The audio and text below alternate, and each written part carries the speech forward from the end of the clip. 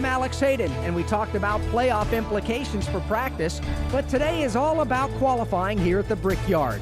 Road courses put a real premium on starting position as it's tough to move through the field once the race gets underway. A good starting spot is crucial to success.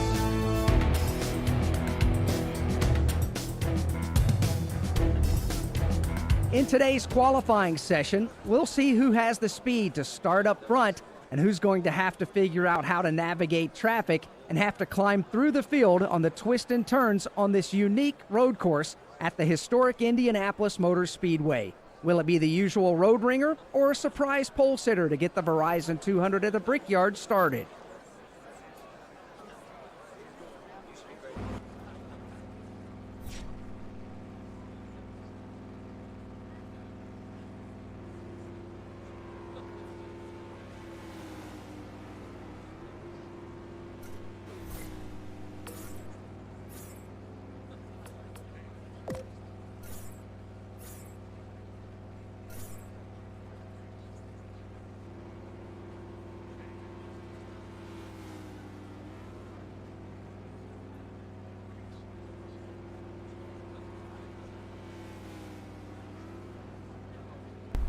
There we go. Now the mic's working. Okay.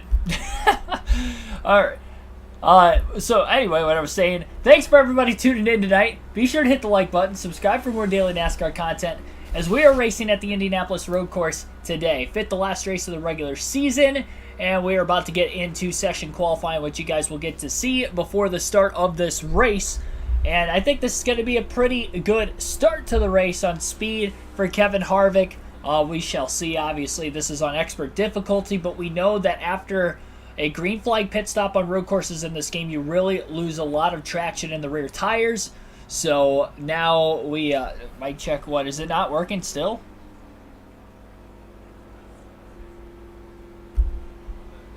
It should be on.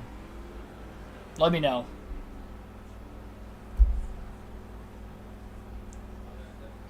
Oh, yeah. Okay, I think the chat was a little behind. Yeah, it was disconnected at first. It wasn't that it was disconnected. It was actually plugged in. It was muted for some reason. No, it should be good to go now. Okay. But anyway, I don't know where I was at on that. I lost myself. Not exactly how I thought we were. Oh, I was talking about the strategy. So yeah, stage one.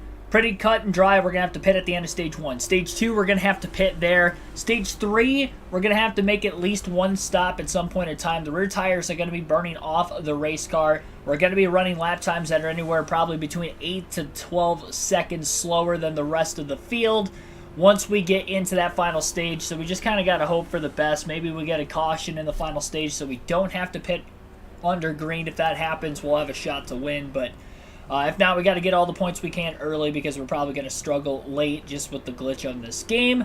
As far as our regular season point standings go, let me check that real quick. After last night's win for Christopher Bell, which was his third of the season, he has now moved into second place in the regular season standings. Kevin Harvick is still the leader. It is not quite a one-race lead in points, but it's pretty darn close. A 57-point lead for Harvick over Bell, but Bell is charging in hard.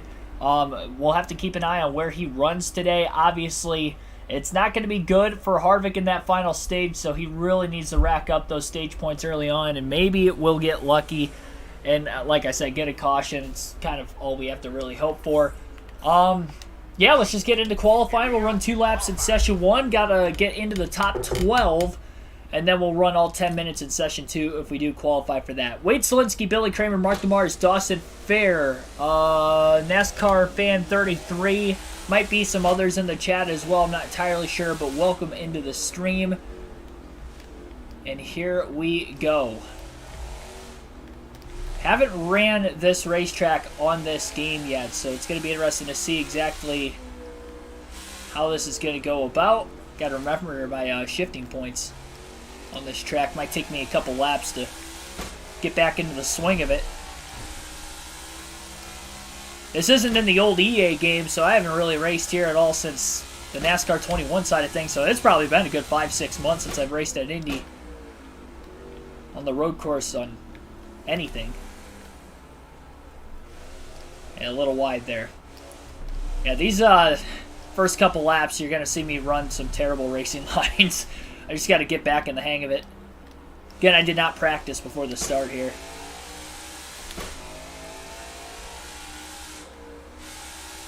Patrick Shadley, thanks for tuning in also. Again, 57-point lead for Harvick over Bell for the regular season standings. I gotta get my shifting points down. I am slow with the shifting right now.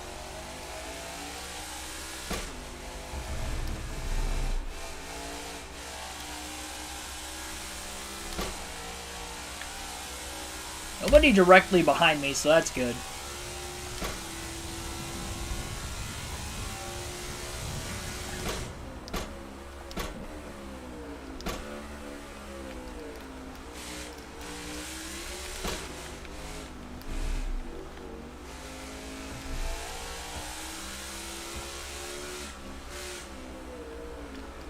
Wish I was able to stay a little closer to Logano and Austin Dillon up there.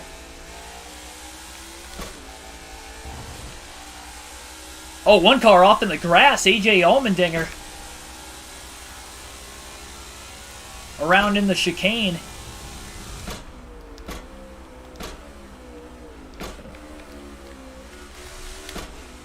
Okay, I gotta not go down to first gear. I've tried doing that twice and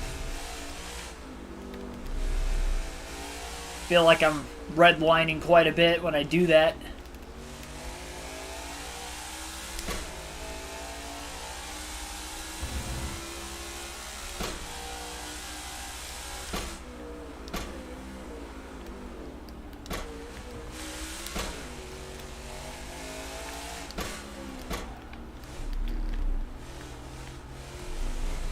Definitely burning the rear tires up when I downshift to first gear, so that's another reason I'm going to have to not do that.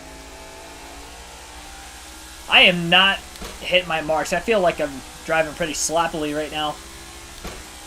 First lap is a 130.327. We'll run one more. Hopefully this lap is going to be much quicker for Kevin Harvick.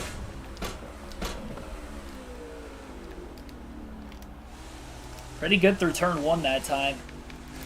Tried braking a lot later than I did the lap before.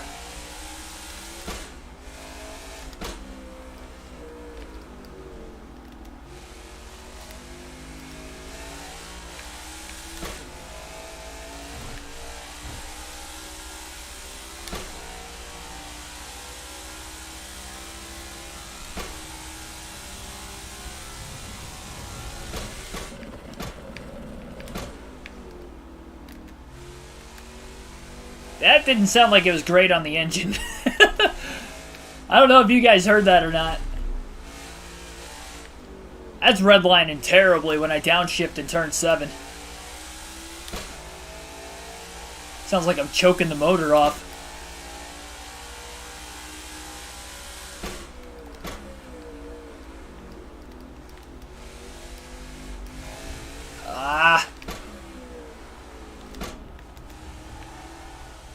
Big mistake. The very flat racetrack. I feel like the car is going to be really, really bad when we make that green flag stop in the final stage. Felt like we gained a little bit of time on Logano. 128.742. Neither one of those two laps are great by any means. Hopefully it's good enough to be in the top 12 at least, so that way we can make it into the final round, and it looks like we were. So third fastest in session 1. Tyler Reddick on the pole through the first session at least. Also advancing to be Austin Cindric, Kevin Harvick, Ricky Stenhouse Jr., Chase Briscoe, Justin Haley, Corey LaJoie, Josh Bilicki, both the Spire Motorsport cars in the top 10 in round 1.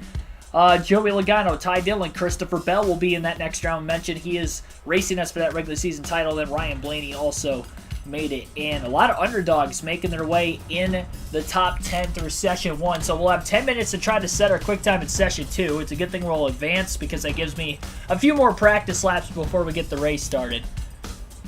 Yeah, it just sounded terrible in the transmission, that's all. Yeah, I did see the news, unfortunately, with Ken Block. I don't really know, too much about him necessarily. I was actually surprised by some of the, not surprised, I mean, he's a pioneer for what he does, in the action sports world for sure. But there were a lot of NASCAR drivers, you know, that were briefly mentioned that, like, oh, I'd met him once or twice or whatever. I met him once, and he seemed like a pretty good guy from what I was seeing. So, yeah, definitely tough to see. Snowmobile accident.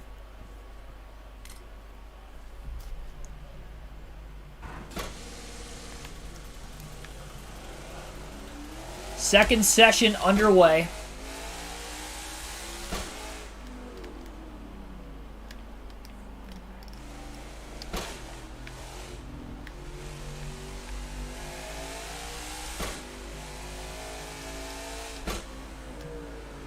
Minutes here. Corey Freed, thanks for tuning in. Thanks for 20 people plus in the chat right now. We're still in qualifying, haven't even gotten the race started yet. Hungry One, thanks for tuning in also.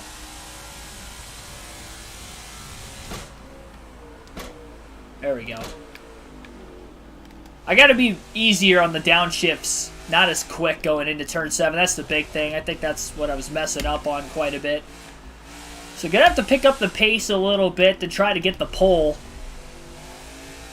I think I can. I just got to run some clean laps. Honestly, this warm-up lap has been really good.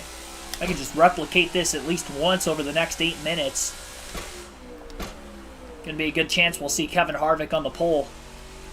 Partly cloudy skies, 75 degrees for this race as well.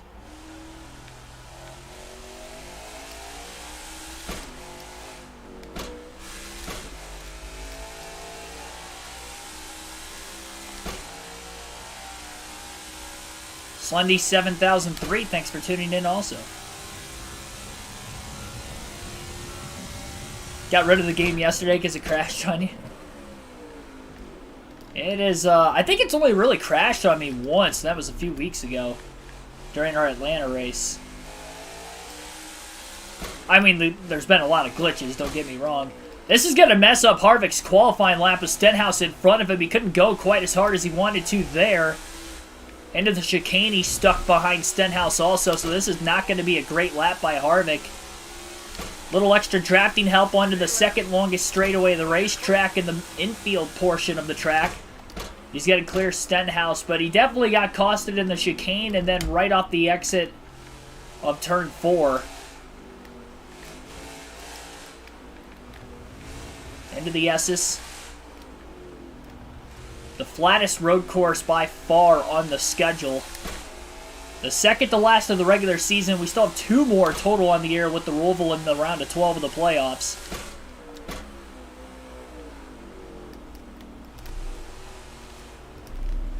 That corner is messing me up big time. That's probably the worst corner for myself on the track right now. Gonna stay in front of Stenhouse though, which is gonna be big. This lap was kind of a waste lap anyway when we got stuck behind the 47. Gonna accelerate off that final corner in turn 14 back to the start-finish line. Harvick's got a chance to be perfect again. A 131.121. It was similar to that first lap he had in session 1 lap time-wise. Nobody out of the pits right in front of him this time. He should have clean track ahead to try to set the quick time and nab yet another pole on a road course this season. Just qualified on the pole at Sonoma a couple races ago and then also at Road America. I believe he qualified in second. So 2 front row starts on road courses. Really good getting through the chicane that time.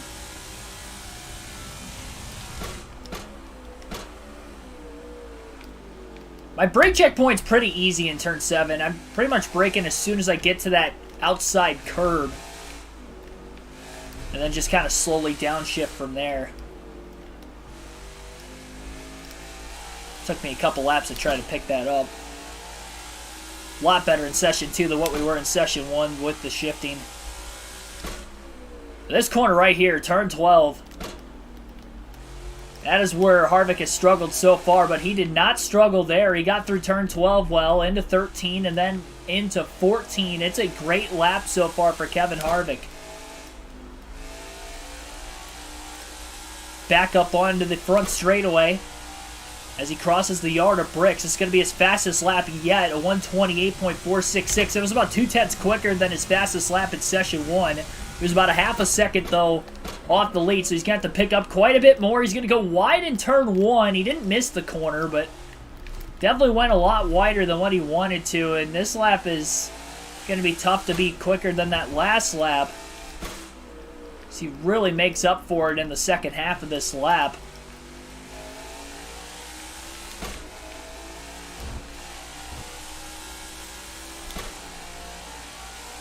Allison, thanks for tuning in.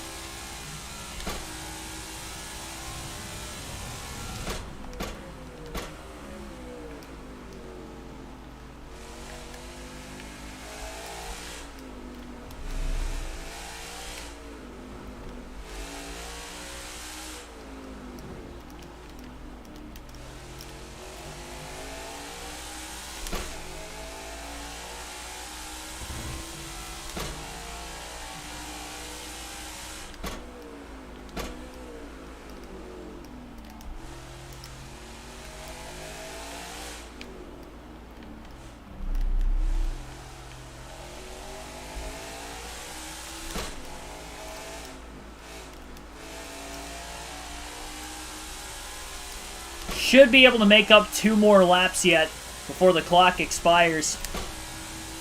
1:29 that last lap, so yeah, I think it was definitely because turn 1 was not great on that last lap. This lap it was a little bit better, not perfect though. Still room for improvement in turn 1, but a lot better than what he had the lap before that.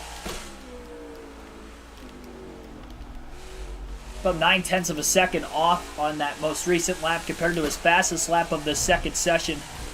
Again, he's picked up a couple tenths. He might be around second right now, but if he's going to catch Reddick.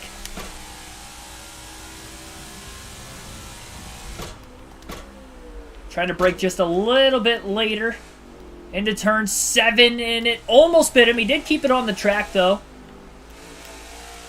Might as well go for broke. We know we're going to already kind of be guaranteed a top 3 starting spot. Do what we can to try to get the pole. We don't have to worry about going to a backup car in this game, so if I wreck it, I wreck it.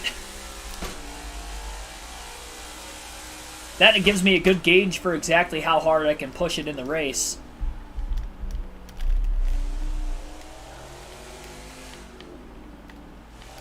Maybe braked a little too much there in turn 13.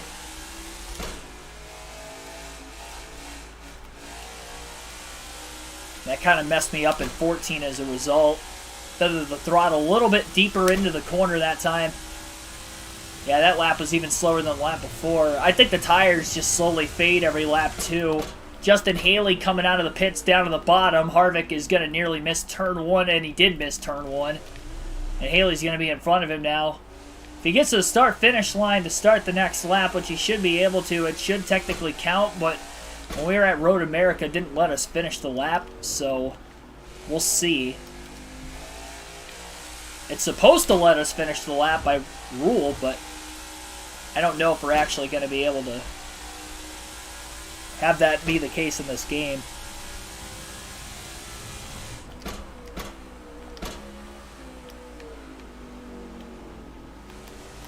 Massive run on Haley. Side by side into the S's, though. It's going to slow Harvick up. Turn 1 wasn't great anyway. This isn't going to be the fastest lap of the session. Should get to the start-finish line in time. Still got about 45 seconds. Just about 3 or 4 more corners left.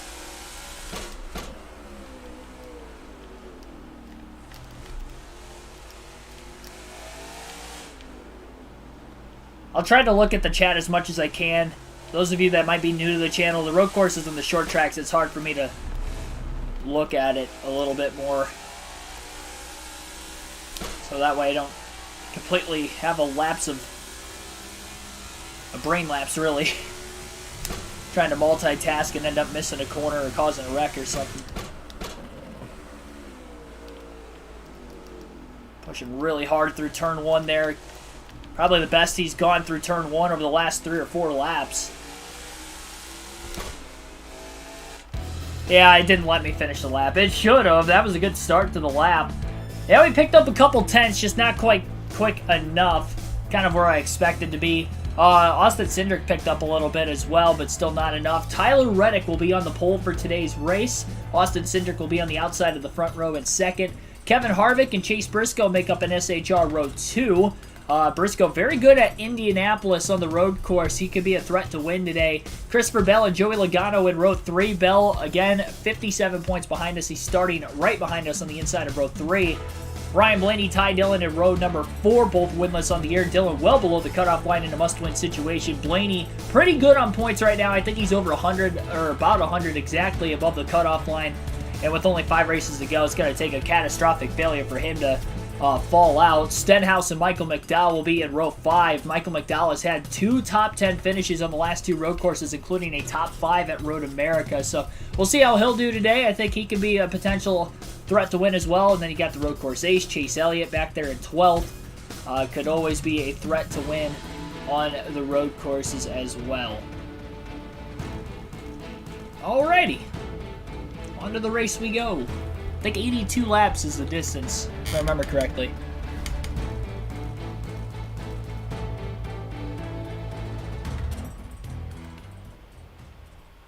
Welcome to the Indianapolis Motor Speedway. I'm Alex Hayden, and today we return to the famed Brickyard for some road course action. This track offers a lot of different sections for passing and door-to-door action. It'll be fun to watch.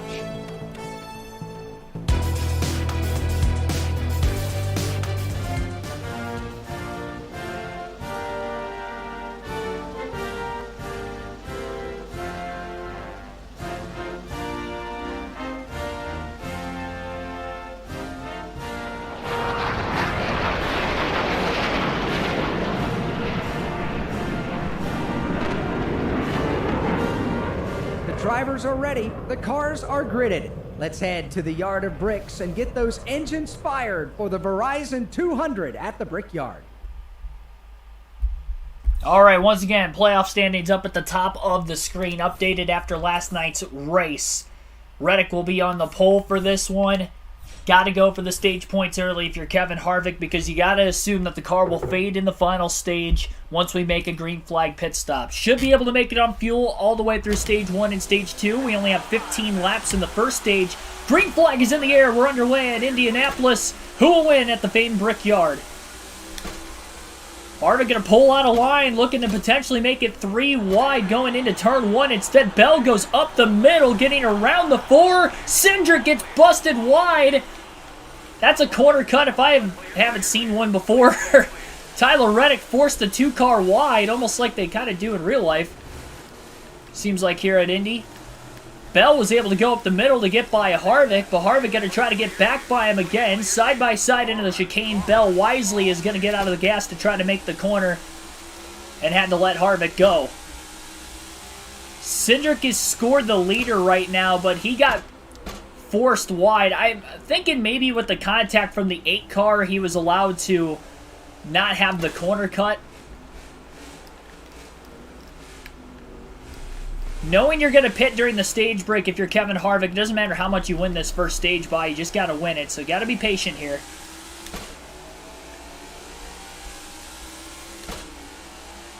Turn 1 was sketchy though, I'll tell you that much. Once I saw Bell go up the middle, I got a little scared, I'm not going to lie. Reddick, who was the pole sitter, might not lead the opening lap despite him and Cindric making contact in turn 1. It'll be Austin Cindric for Penske Racing who will lead the lap. He has just fallen below the cutoff line, and in fact on the last road course race finished 27th at Road America. Harvick with a run to the inside of Chase Briscoe. Briscoe trying to block, Harvick going way down low. Lost his momentum. Braking pretty early into turn 1. Bell into the back of the 4. Okay, Cindric went wide again. We got to start penalizing Cindric here or something. That's the second lap in a row. He has gone off into the grass in turn 1. That time there was no contact. He just overdrove the corner. Harvick is going to get by the 14 car of Chase Briscoe. He's going to sit right in line behind Tyler Reddick into the chicane. And he's right back to where he qualified in 3rd. Communist Legos, thanks for tuning in. NASCAR Cup Series 2311 Racing. Stanley Panther, thanks for tuning in also. Down to the inside, into turn 7. Big move there by Kevin Harvick. He's off into the grass. He's going to lose a couple spots, falling back to 4th as he really went for it. There was no time gain there, so no penalty. Lost a couple positions. Pushing a little too hard, maybe a little too early. Trying not to let the 2 of Cindric get away. Pretty competitive start.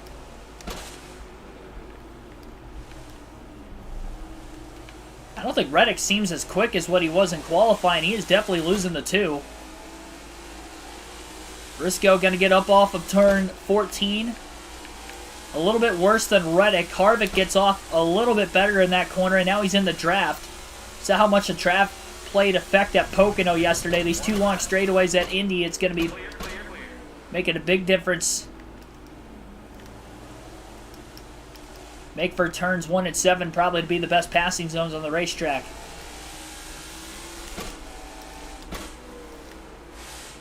Harvick looking low, same spot he got by Briscoe on the last lap, and he'll get by him here.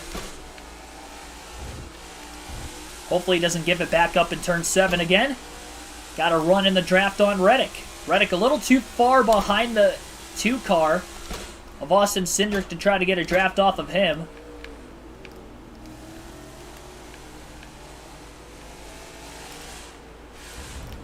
Into the S's. Reddick closes on the 2 in this area of the racetrack.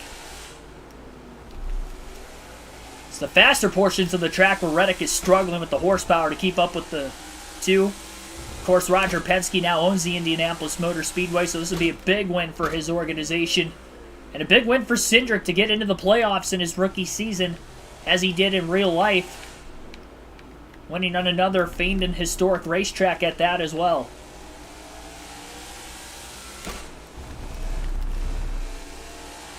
Reddick closed in quite a bit in the second half of that last lap on Austin Cindric.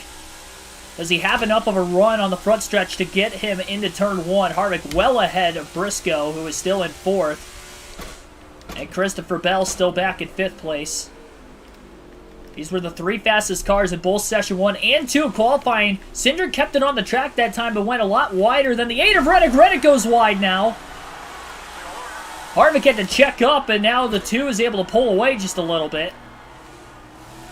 Couple minor mistakes here in the opening couple laps for the leaders. Each of these top 3 have made at least one minor mistake. Harvick gets through the chicane well. Gets a draft on Reddick. Reddick back and forth trying to block. Harvick to the inside into turn 7. Got him. Doesn't go wide this time and holds on to second place as they enter the S's. Curb really launched him a bit sideways there that time, and Harvick keeps it on the racetrack, looking for a playoff point before the end of stage 1. We'll have 11 laps to go in this first stage this time by.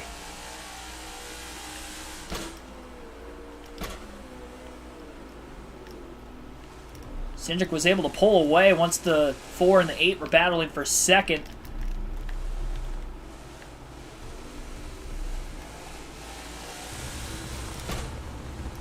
Harvick power slides on the curbing that time. Flatter curbs at Indy, but they're still kind of pushing the car sideways at times. 1 second off the lead at the line. But again, 11 laps left yet. Harvick, unfortunately, though, only 2 spots ahead of Bell. That's what kind of scares me. If we don't get a good finish. Which is unlikely, the way the road courses have gone this year.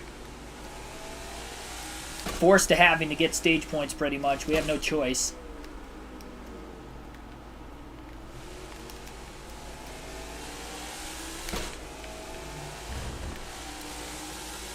Harvick has a run. Can he get by Cindric? Same corner he got by Reddick the last lap. Definitely has a run on him. Pulls to the inside. Cindric squeezes the 4. Off the curb, there's contact.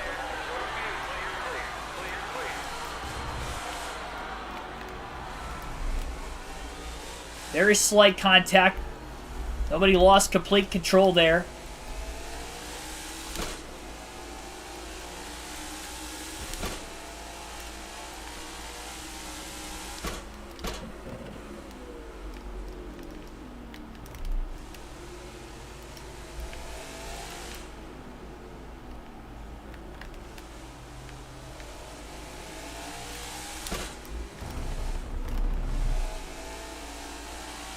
Harvick not as far away from Cindric to the start-finish line this time.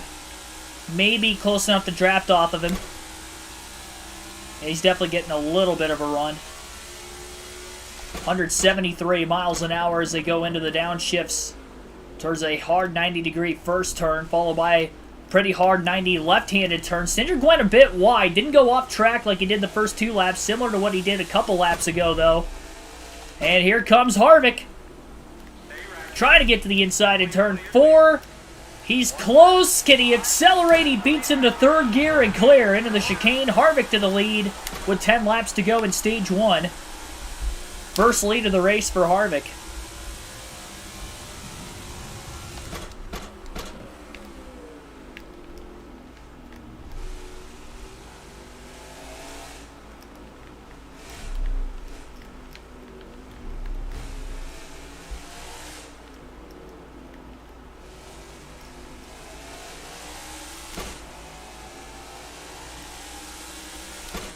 Yeah, we've had our fair share of course-cutting penalties that aren't actual penalties in this game. I remember NASCAR Heat 5, we had some issues with it. Also had some issues on NASCAR 21, but as far as I know, in NASCAR 22, I don't think we'll have to run into that kind of an issue today, but we'll have our own set of issues once we get to a green flag stop in the final stage. Pacing well enough to make it on field through this first stage, no problem, by the way. Just have to keep the car clean in traffic, though, when we get into stage 2. That's going to be interesting. We'll worry about it when we get there. Still have a little over half of this stage yet to go. But only a quarter of a tank burned out so far through 6 completed laps. Still get a pit during the stage break. And if they end up pitting during stage 2 rather than the stage break, which is likely looking like that'll be the case, then we should win the second stage as long as we don't wreck. Flash Chastain in 23. Well, if you guys vote for me to race as him, I definitely will. We'll have to wait and see when the time comes.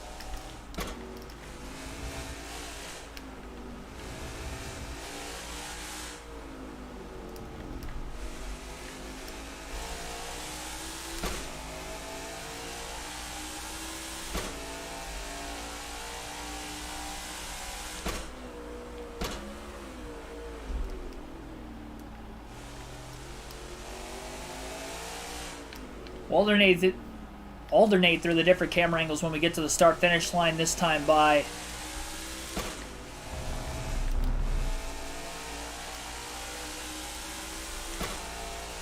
Harvick slowly pulling away once he got to that clean air and led that first lap the last time by. Just ran a fastest lap of the race that last time by. It was faster than his qualifying lap by 0.3 of a second, and he was less than 0.3 of a second off the pole time, so that would have been quicker than the pole time that Tyler Reddick had as well, because he had a 129.2. That was a 129.156.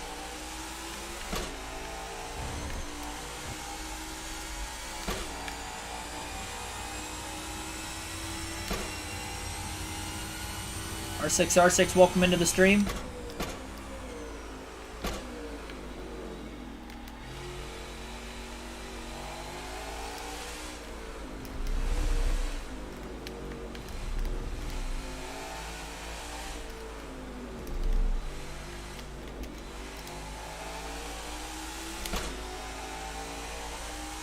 We do have stability help on, but again, that's not going to matter once we make a green flag stop anyway.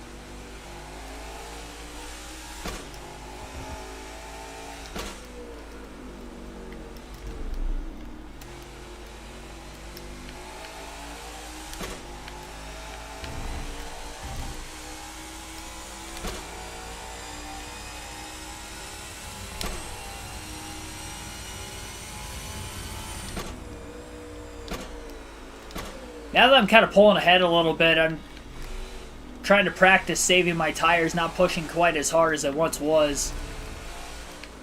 We're going to have to do that in the final stage as best as we can, because we're going to need to push it as far as we possibly can on that first run, so we have less laps to go to the end of the race. So hopefully we can make it to just one stop in the final stage.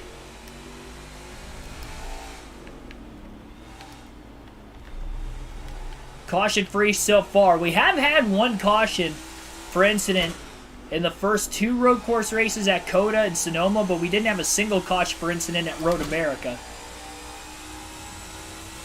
Although we really didn't see many spins that day or cars off track until the closing laps.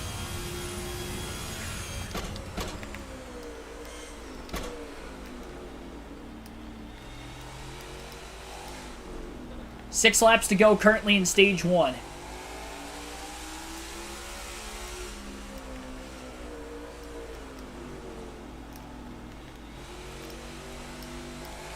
Next race of the season will be at Michigan, and that will be taking place on Friday night.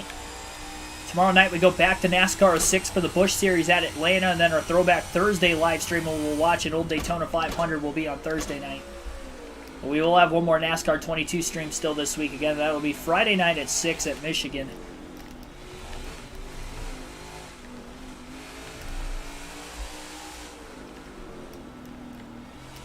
Had consistently 20 plus people watching in the early going of today's race, so be sure to hit that like button. We have 15 likes on the stream so far. Try to run that up. Let's get to 35 by the end of the stream. That's our goal. 35 likes here by the end of the stream tonight. I think we can get there. Byron in dead last. I didn't even see that. Yeah, he's really free falling. I think he's had 3 straight finish. Well, no, he got a top 10 last night. The 2 races before that, he finished well outside the top 10. I see Bowman in 39th as well, so he's not off to a good start. Rough day for Hendrick Motorsports early on. But yeah, we're definitely going to have to race Bell for the regular season championship. It was looking like it was going to be the 24 versus the 4, but then I think that 33rd place finish at Atlanta really hurt Byron. Or sorry, at New Hampshire. He finished 33rd, and Harvick ended up winning a stage and winning the race that day, and that really pole vaulted him. And then Bell was able to take over second with his win yesterday.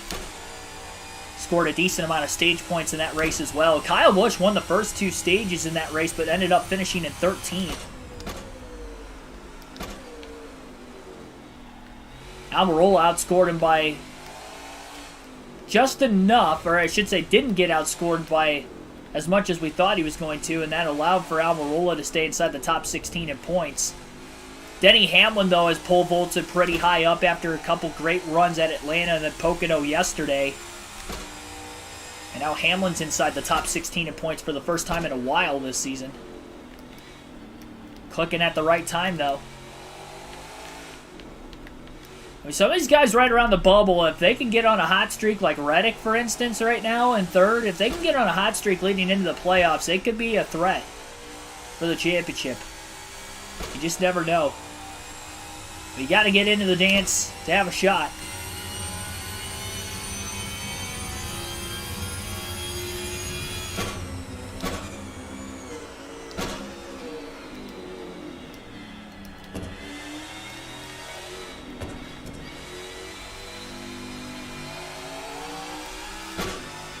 Yeah, knowing how sketchy that start was at the very front of the field, I have no clue what it's going to be like when we restart Stage 2. We're going to have fresher tires, but we're going to be behind every car in the field because I don't think Harvick's going to get into lap traffic before that.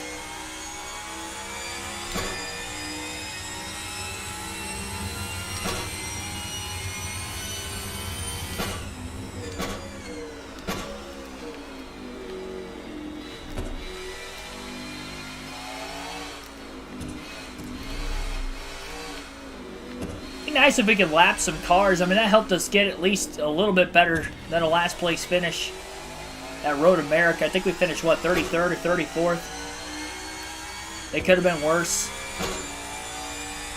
We made some mistakes in that final stage, though, which is why we had to pit a little earlier there. So we definitely are going to have to be mistake-free in the final stage when the pressure's on.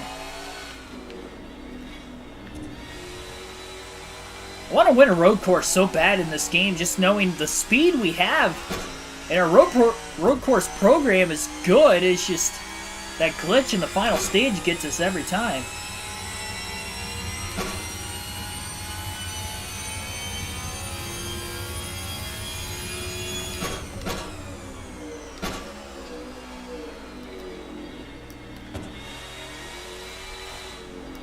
No sign of the back of the field right now, by the way.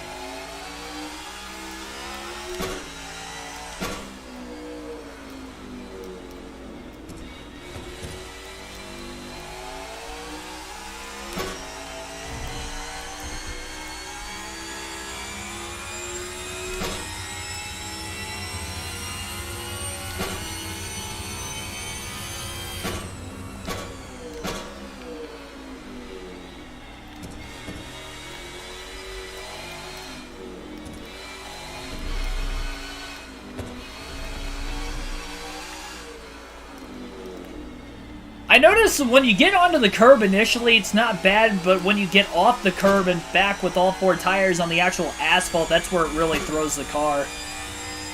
At this track specifically, not every track it's like that. Honestly, this is the first one I think I've been at where it's when you get off the curb is where it really kind of grabs and pulls the car one way or another.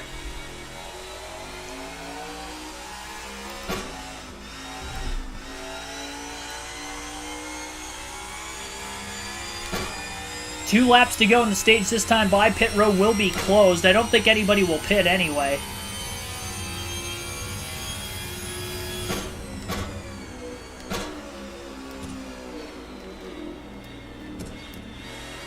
Harvick will definitely pit during the stage break.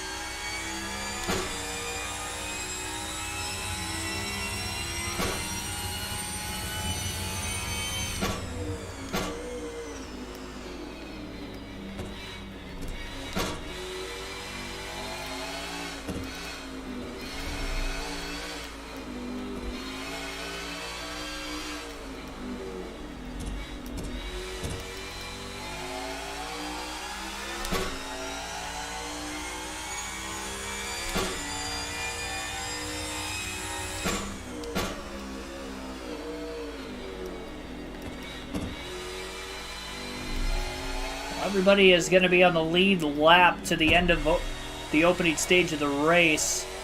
I think stage 2 is going to be a little bit longer than stage 1 was, but not by much. I'm hoping it is, because that means that'll make the final stage a little bit shorter than what I'd hope. Hoping the second stage is 20 laps, because we should be able to make it on fuel that far.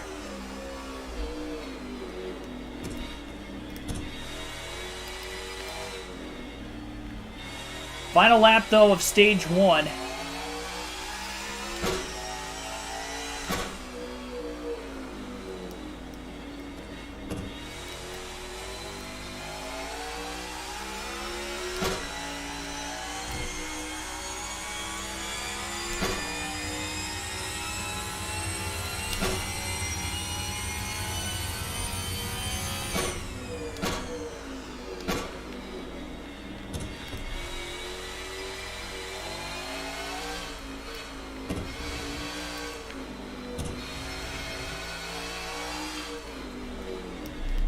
Cindric still in second, Reddick third, Briscoe still in fourth right now.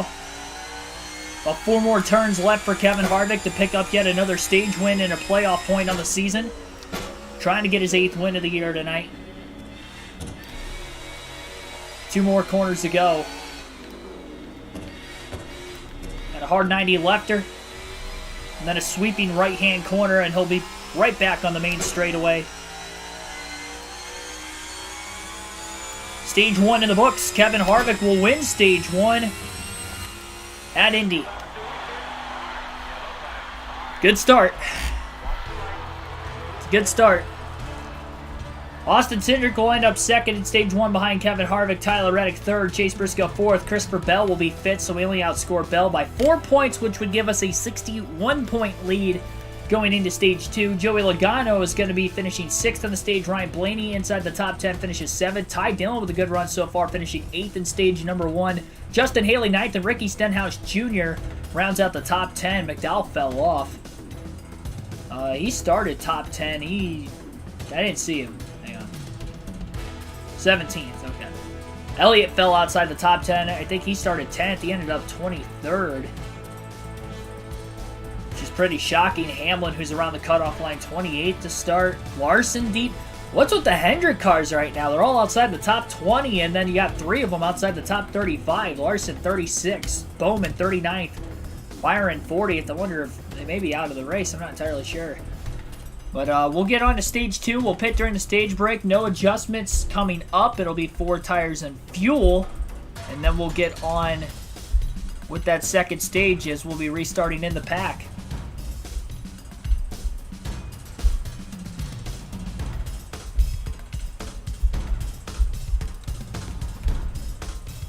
There we go. Ahead and take a screenshot there so I can get the points at the end of the night.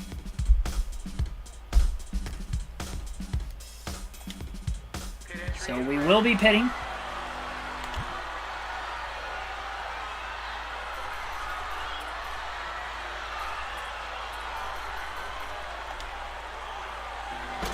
No adjustments, 4 tires fuel. Chika Fujiwara, thanks for tuning in.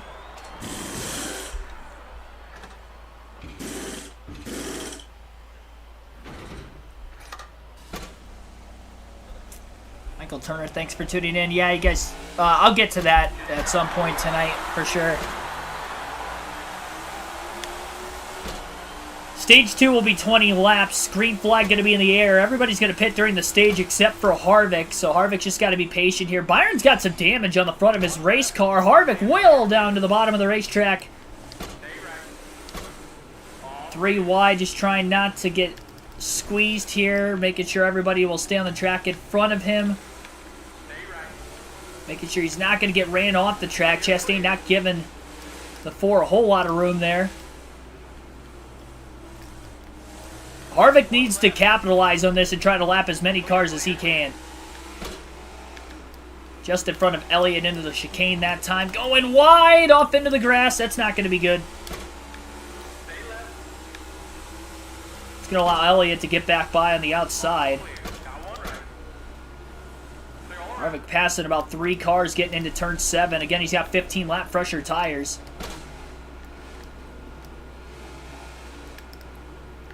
He knows how fast that Reddick and Cindric are compared to the rest of the field, too. They're going to try to pull away with the clean air. Harvick's going to have 5 extra laps to try to get there. But the more cars he can put a lap down, the better chance he's going to get a better finish in this race. So that is going to be huge.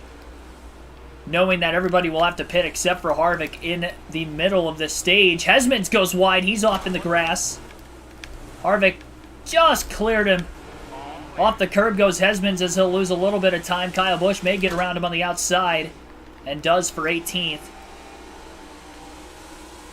And back up onto the front straightaway. From last to 17th in 1 lap on that start. A lot of those passes were made in those first 3 corners.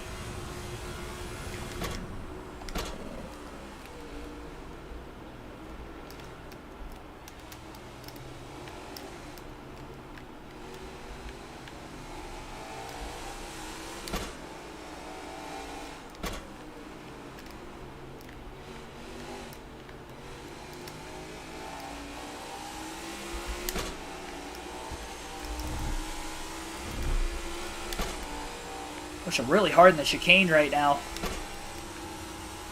Harvick with a big run on Michael McDowell. Pulling out of line. Making a late dive. Gets by both the front row cars as he isn't quite clear of Gilliland. He's going to have to give him a little room into the S's. Side by side. Gilliland with a big bounce off the curb allows Harvick to clear for 15th. Right behind Allmendinger, who we saw spin in qualifying earlier. In the chicane, he was off into the grass. I don't think he hit anything, luckily, but Decent start. Defending winner of this race. And now he's in the wall. And the short chute on oval 1 and 2.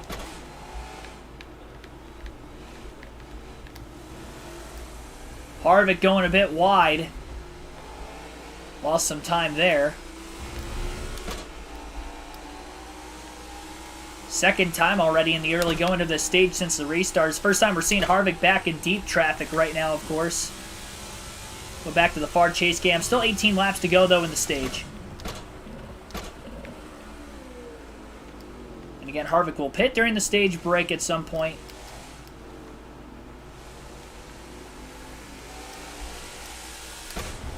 Should be no problem to make an extra 5 laps on fuel in this stage. Dive bombs on Allmendinger in turn 4. He'll clear him. Into 5 and 6. And he's got a nice little run on LaJoy.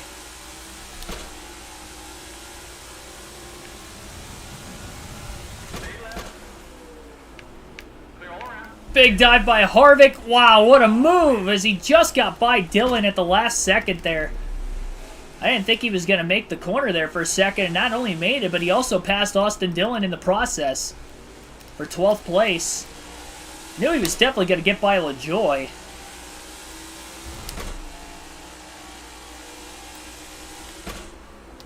Worked out beautifully.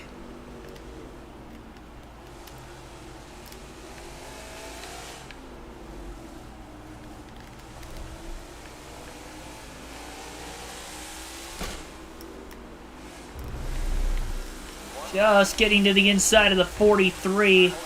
Just cleared him. I think he lifted to keep it off the outside wall and allowed for Harvick to get by on the bottom.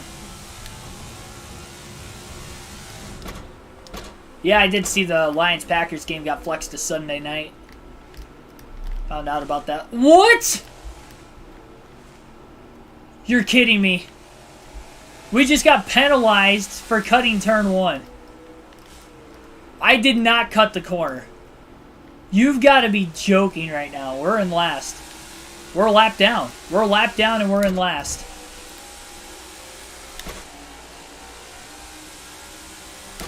That is stupid.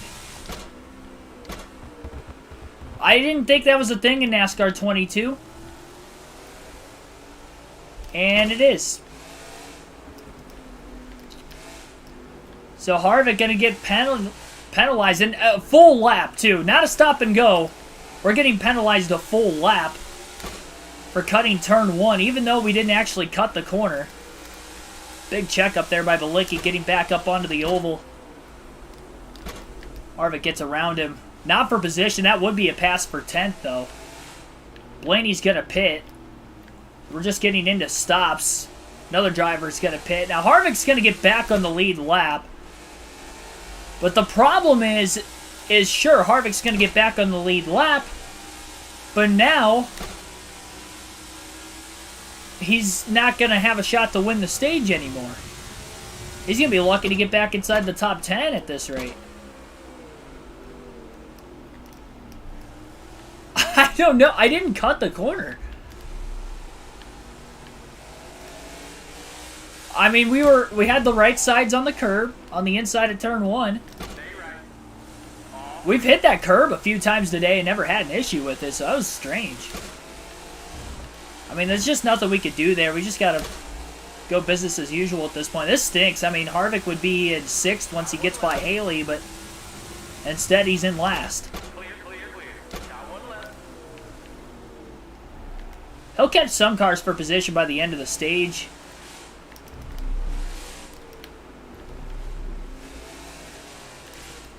That's going to be a guaranteed stage win for anybody else, whoever cycles out of the pits with the lead. We'll obviously have to wait and see. Quite a few cars still have to hit pit road. Harvick outbreaks Dillon. Not correctly, at least, as he goes off into the grass. He'll lose some time there. Stays in front of Justin Haley. Might help if I downshifted to 2nd.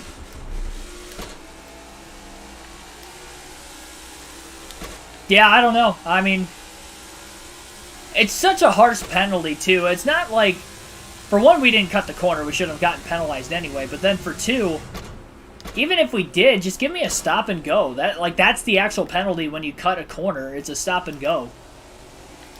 Not a freaking... We're going to dock you a full lap. Like, what? Don't even give me an option.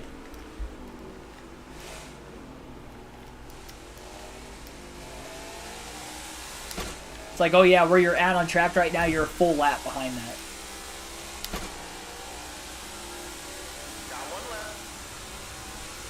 Game needs to come to a Jesus meeting.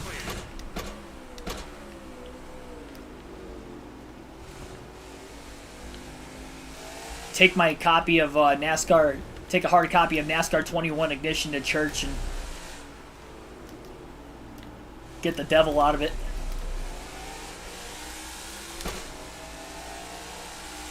Chase Briscoe is leading for right now. He would have restarted third in this stage. Got by Reddick. I'm not sure if he was ahead of Cindric before Cindric pitted or not. Reddick may be coming into the pits this time. He does. Harvick will pass him anyway. Briscoe still on the racetrack. We continue to stay green.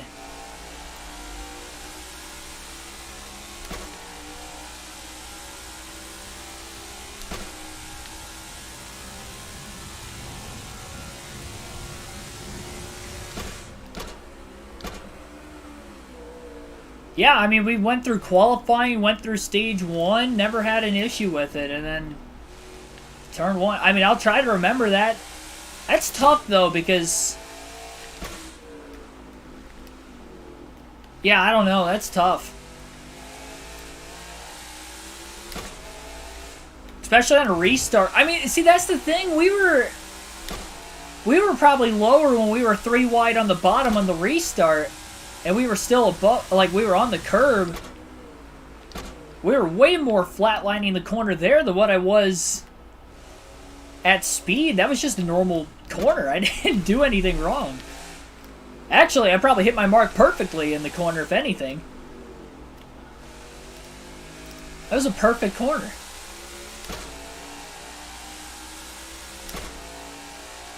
That's going to be bonus for Christopher Bell. Because Harvick is not going to win this stage anymore. Bell's likely going to end up outscoring him, assuming Bell gets stage points, because Harvick likely won't get any here.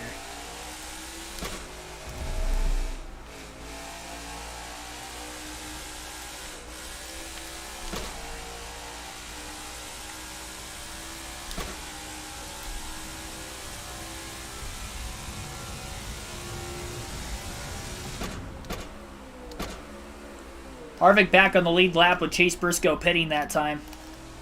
How is it that Austin Cindric can go through the grass on the first 2 laps of the race? He doesn't get penalized. He held on to the lead. I hit my marks perfectly fine. I lose a full lap. There is no logic in that whatsoever. Greg Biffle leads right now, by the way, but I think he hasn't pitted yet. I noticed Garrett Smithley in second as well. I think both of those two had top 10s at Road America. Interesting what kind of pit strategy they can go on here. I'm hoping in the final stage. Harvick's going to pit during this stage regardless, so as long as we don't have another invalidated lap, we'll be alright. We'll be on the lead lap at the end of stage 2, which means we'll be right back in the same situation for the start of the final stage as we would have been otherwise. The problem is we're not going to get any stage points. Everybody cycled through pit stops already, and we're still in last. But we are back on the lead lap. It's sad, though, because we could be leading right now. We should be leading. Still have 13 to go in stage 2 this time by.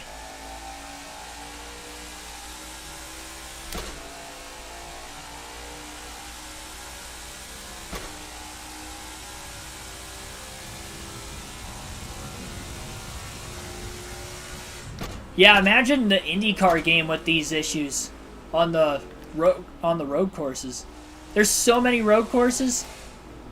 I mean, what? There's only like 3 ovals, 4 ovals, and the rest are road courses. You can't have these penalties like that. There's Timmy Hill at 39th. We should catch him.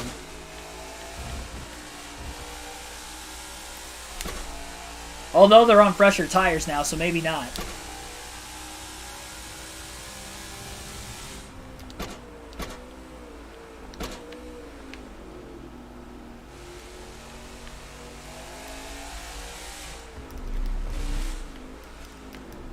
That curb was not very friendly to Kevin Harvick.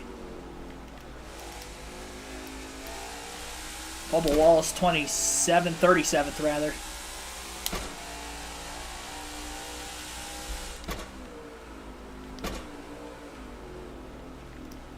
Yeah, can we take the Chastain line in turn 1? Would that work? I don't want to attempt it. That's too sketchy. Can we just take the Chastain line? Watch us not get a penalty for that. Cindric is cycled to the lead, by the way, through green flag pit stop, so Briscoe no longer the leader.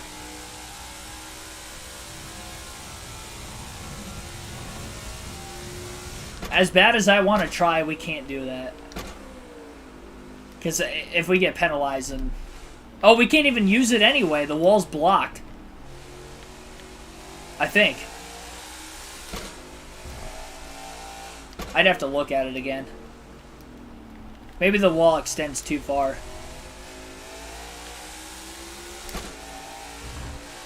Timmy Hill definitely faster than Harvick on his tires, though.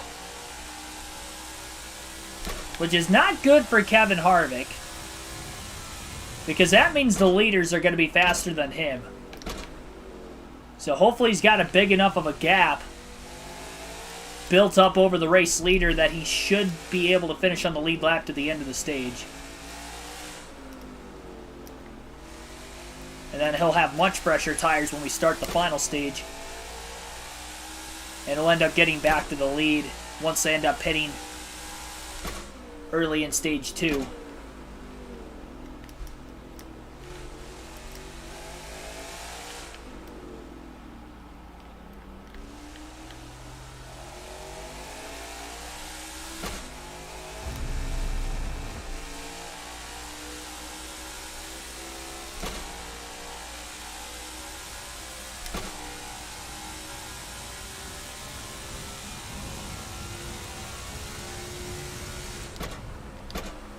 And this could actually be a decent battle for the stage win. Instead, it's going to be a battle to stay on the lead lap to the end of the stage.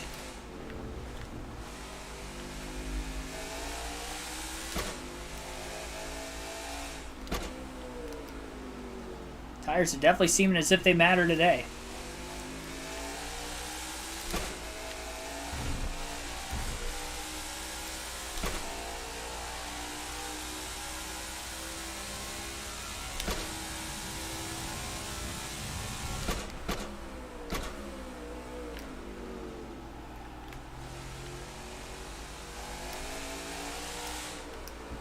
Imagine these AI making through the corkscrew at Laguna Seca. I can't imagine the AI making any street course. There's no way. Not without ramming it into the wall off the exit of every corner. Maybe even the entrance too. I mean, although their line on the road courses isn't bad, it's the ovals that it's kind of lackluster. Could you imagine if they just run into you with no regard, though, in the IndyCar games? Is there just going to be constant wheel banging and then we're going to see cars flipping every lap? Like, is that what... If they have the right physics in the game, or if you make contact that, you know, obviously in open wheel racing, very easy to flip. Or roll over another driver's tires. If the AI just run into you constantly like they do in this game, at least in stock cars you can get away with it sometimes. You might spin out a lot, but at least you're not flipping every single time it happens. Are we just going to have flips every lap in the IndyCar game?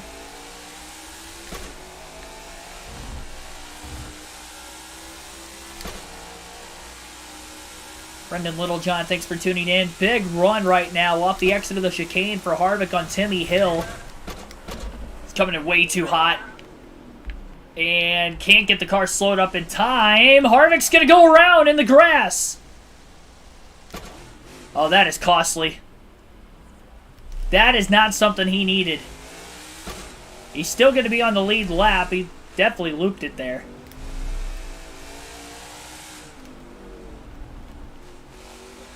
We stay green.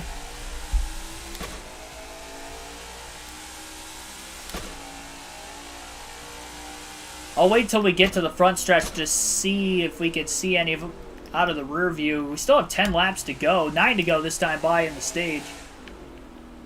Harvick a little wide and ends up spinning there in turn number 7. So he got it off into the grass.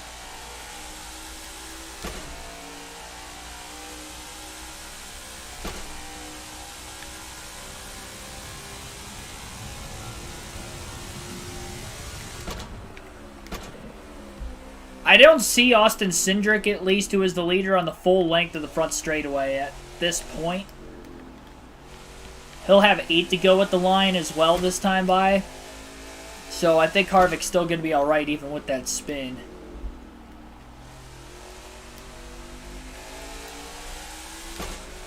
That was the first major mistake of the day there for Harvick. No contact with anything though, car's still clean.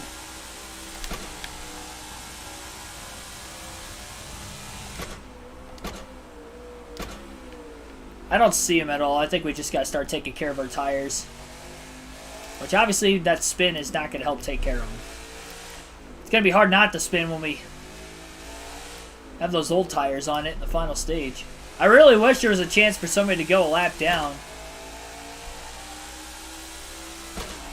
I mean, I guess though, even if we ran it out, we were in the lead right now.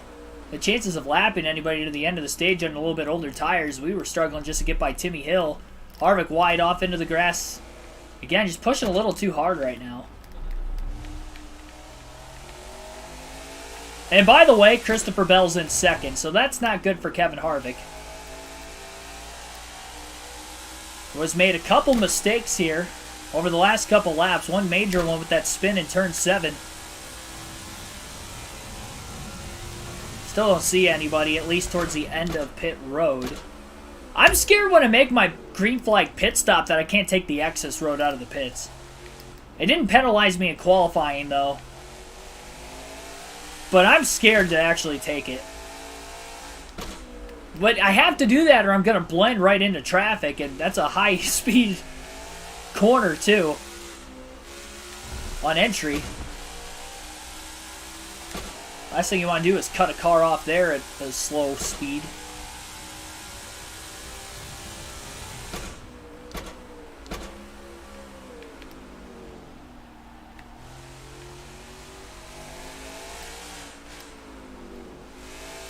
Run this out.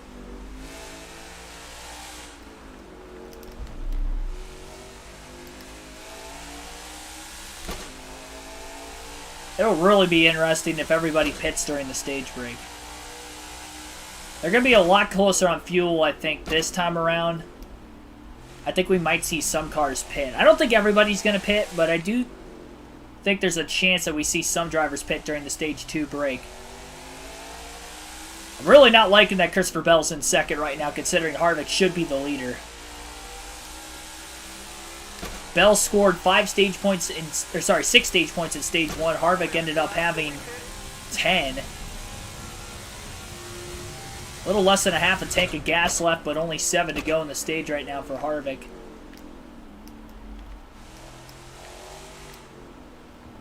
It's going to be close to a 2-stop final stage. Especially knowing how bad the tires are going to wear off. I'm kind of thinking... I mean, unless we get a caution.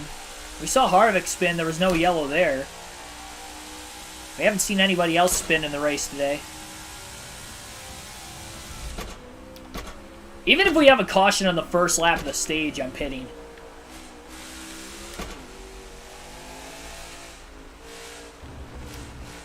We need all the laps we can get. All the help we can get. These first 2 stages looking like they're going to go caution-free, both of them.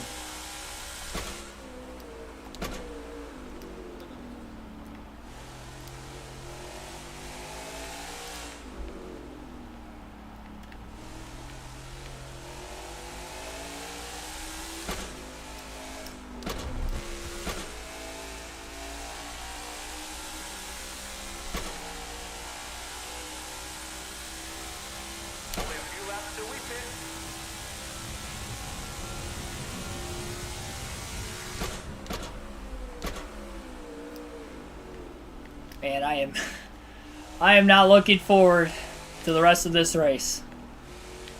The beginning of stage 3 should be alright. I am not looking forward to what's going to happen after that, though.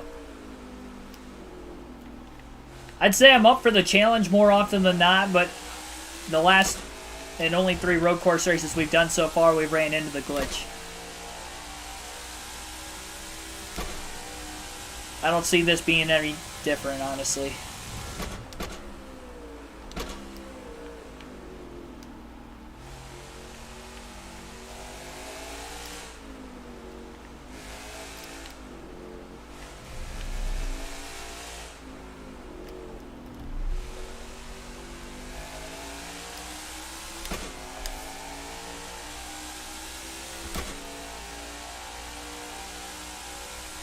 At least Harvick's kept the car clean today. He's got that going for him.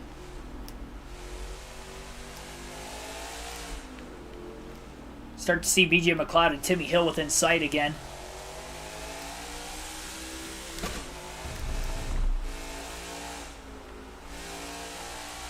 Call for corner cutting the final corner at Watkins Glen. Was loose, but they said he had a corner cut. Did you go it below the curb? I'm trying to think, though. I don't even know if you can. Isn't there an inside wall that's right there? Yeah, I don't know. That's interesting.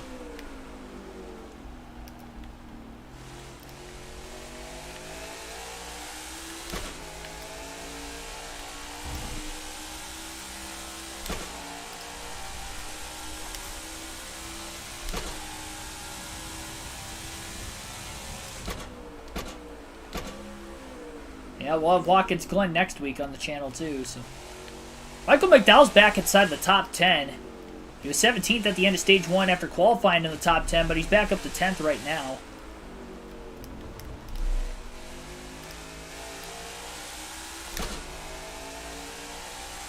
Four to go in the stage this time by for Harvick.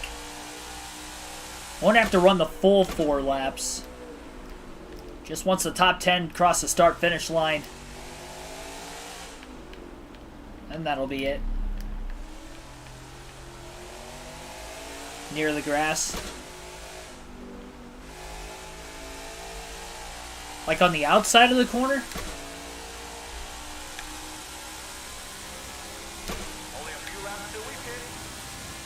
Still don't see Cindric back there. Definitely no chance he'll catch Harvick.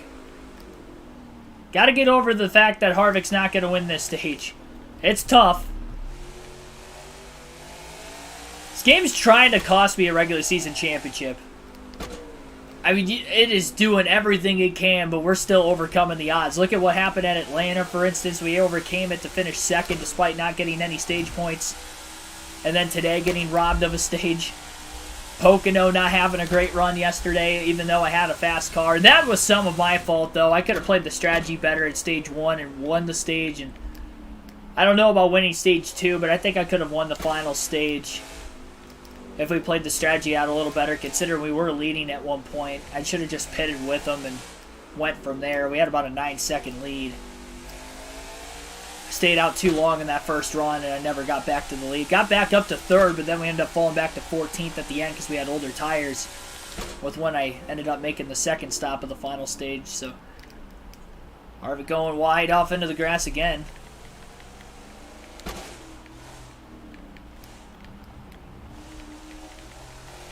That corner's been in more times than any other corner on the racetrack today. 3 to go at the line.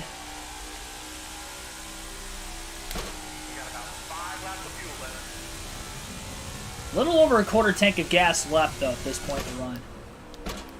I'm thinking we could go about 30 laps on fuel. I think we can go further than everybody else.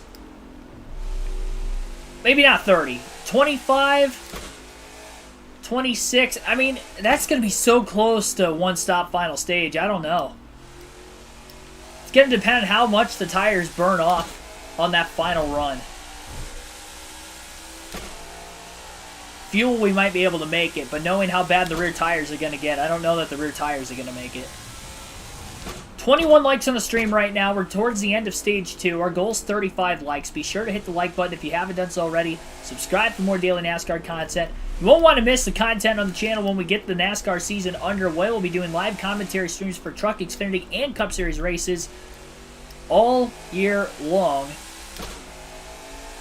For the races I don't go to in person.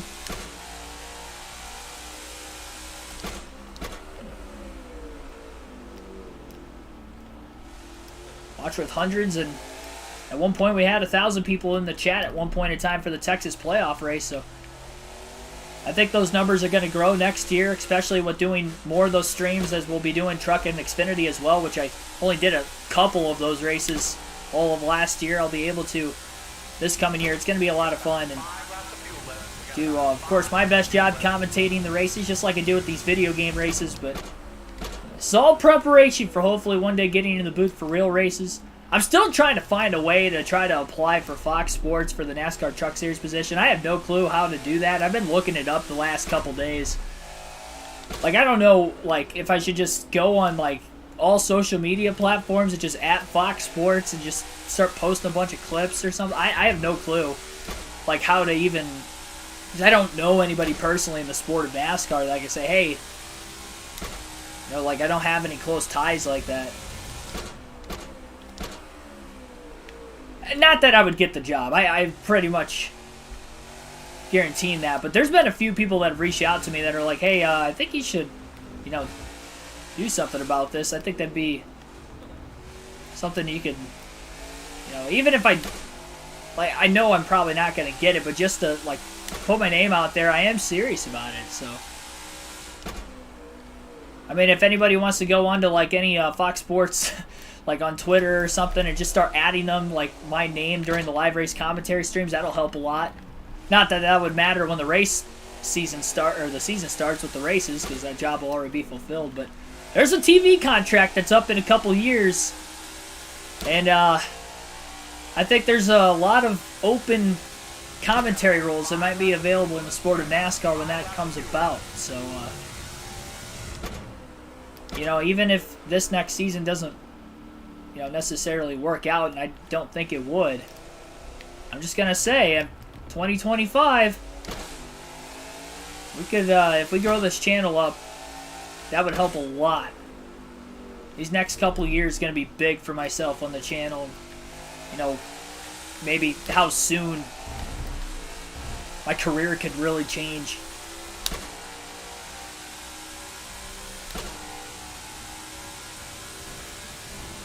Stage has just ended, by the way. Austin Cindric will win Stage 2 at Indy. I believe that's going to be his first stage win of the season. I will check that once the top 10 across the start-finish line. The stage will come to an end, and there it is. So, Harvick last after winning Stage 1. He got an invalidated lap for not corner-cutting in Turn 1. It gave me the corner-cutting penalty, and it put us a lap down. Because everybody made a green flag stop except for us, we were able to still finish on the lead lap in the stage. So we will be back to square one when the final stage begins. We were going to pit during the stage break anyway. So where I'll run at the start of the stage is going to be whether I finish first or last in the stage. If I was on the lead lap, that's where I'll restart. But unfortunately, we're going to miss out a lot of points. Cindric gets 19 points today, finished second in Stage 1. He'll win Stage 2. Christopher Bell will end up second. Ryan Blaney third. Chase Briscoe fourth. Tyler Reddick will end up being in fifth. Eric Jones 6th, Ty Dillon 7th, Joey Logano 8th, Justin Haley 9th, and Michael McDowell rounds out the top 10, getting his first stage point in stage number 2. For Austin Cindric, that is his first stage win of the season. And then back at Stage 1, Kevin Harvick ended up winning the stage. That was stage win number 13 for him. So 13 stage wins for Harvick, first for Cindric. Cindric trying to fight for a playoff spot as of right now on points, but a win will guarantee him a spot. And give ourselves 9 different winners. That would hurt guys around the cutoff line like Denny Hamlin, Kyle Busch as well. Eric Almirola as well, right around the cutoff line. So that is going to be interesting, to say the least, exactly how this is going to go. 49 playoff points for Harvick right now. Final stage about to be underway. We'll hope for the best.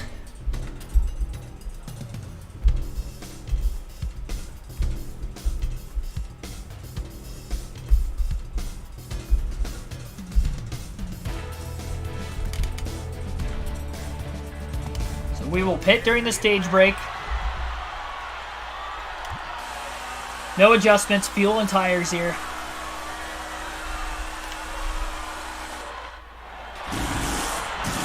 We just gotta hope this is gonna work out. I don't have a lot of hope, but we'll see what we can do. We'll be competitive for about the first 20 to 30 laps, and that'll be about it. Up until we make that green flag stop. We'll try to stretch it out as long as we can, and we'll go from there. From last to first, 47 laps in the final stage. Just over half the race remains. Green flag is in the air. Who will win the Verizon 200 at the Brickyard? Look out. Yep. I hit the wrong button. I meant to downshift and I ended up hitting my camera change angle and ended up costing myself a little bit there. I did not get through this first lap anywhere close to what I did the first lap of the last stage. Contact there with Allmendinger, going to bump the 4 wide.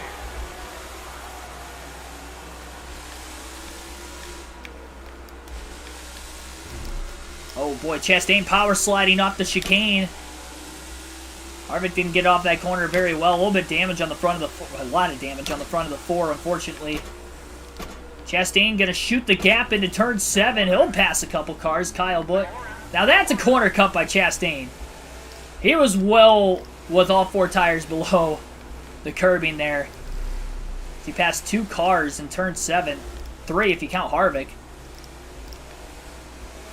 Harvick 24th. He was 17th at the end of the first lap the last time, so that was not a good start to the stage. Chastain now scraping the wall.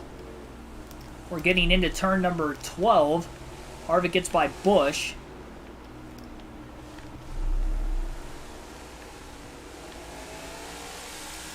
Field should be pitting within a few laps. Harvick going to get by Chastain at the line. 5 spots behind where I was at the end of the first lap in the last stage.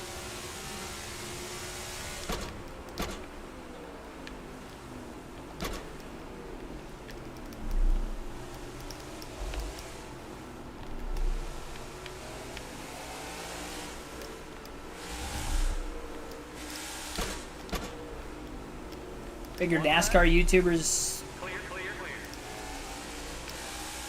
get calling short tracks. Like local short tracks? Yeah. I mean, I'm sure I could get a local short track job.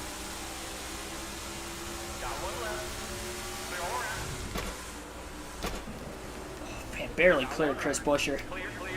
That was a heck of a move, though, to quickly get to the bottom and got by Almirola as well. To the inside of Hesmans. Pass made in the S's. Harvick to 18th. Behind Bilicki and Hamlin. Suarez in front of the 11.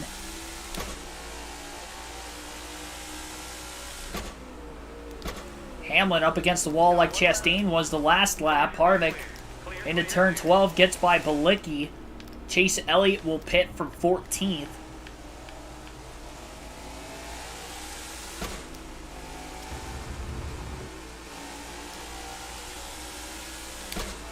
So again, Harvick, if we can make it on one less stop, that'll make up a little bit of time, knowing that we're going to end up giving up time once we make a green flag stop.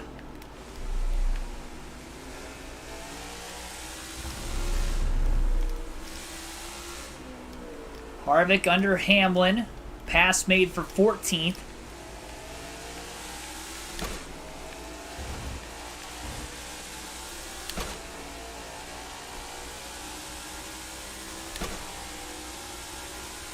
Harvick drafting off Daniel Suarez in the 99.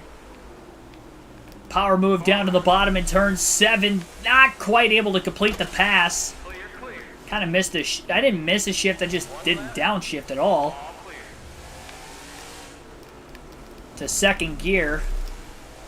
Harvick ran out of racetrack trying to get around him as they get back up on the oval.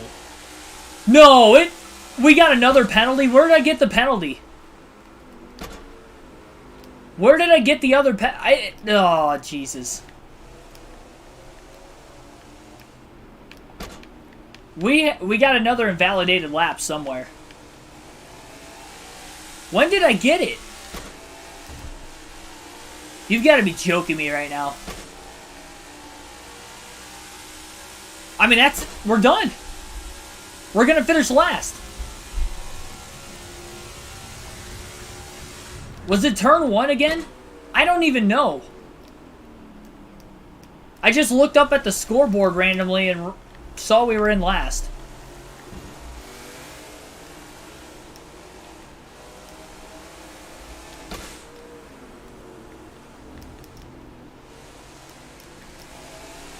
I mean, that's it. I mean, I shouldn't even run the rest of this race. We're going to finish last. And there's no way around it. Even if I didn't end up having...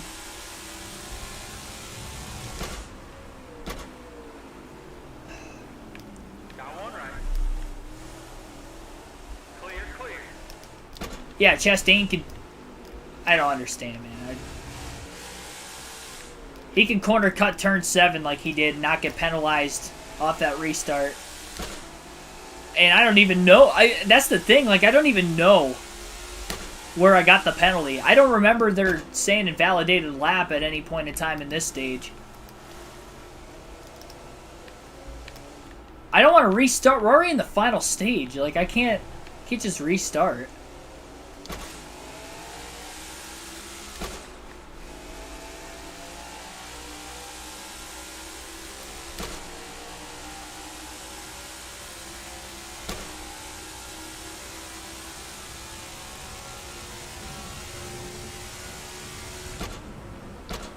X Plays, thanks for tuning in.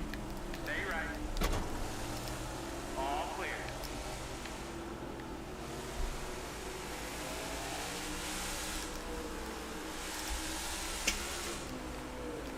Stay right. Yeah, I don't even know. I'm running right now just because the car feels good.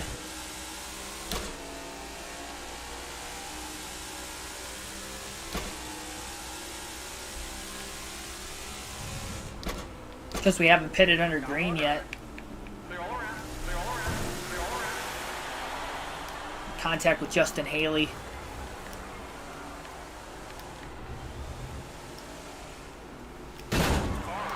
Even more contact with Justin Haley.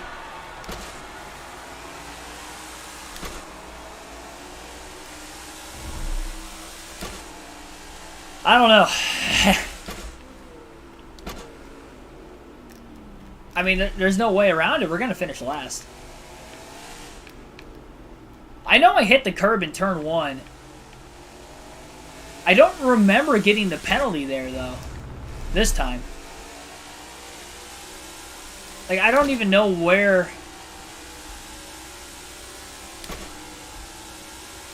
I'm pausing it real quick. I need to go back and look at where I fell back to 40th. I have no clue where I even lost.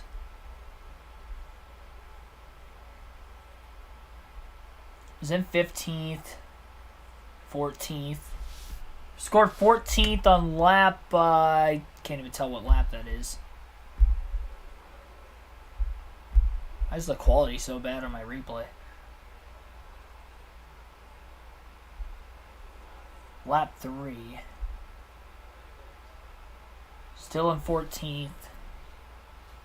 Turn 7 inside of Suarez. Oh, you're right. I didn't even miss the corner, though. That is where I had the penalty. You're right on that, but I had the left sides on the curb. Hang on. Hang on. We will verify this.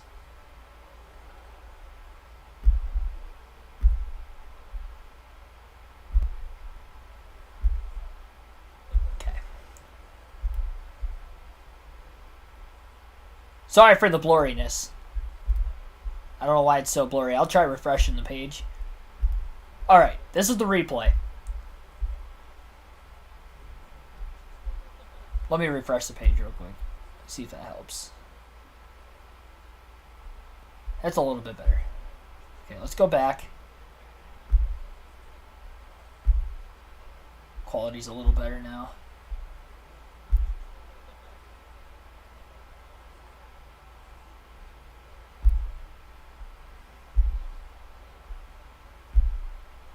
So coming up right here. This is what I got a penalty for.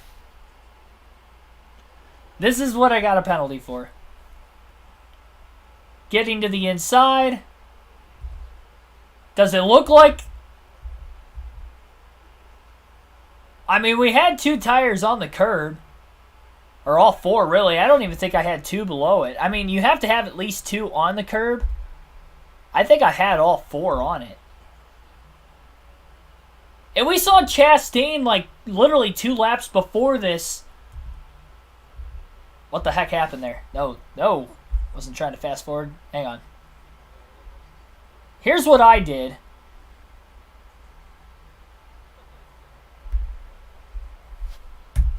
We'll go full speed here. This is what I did.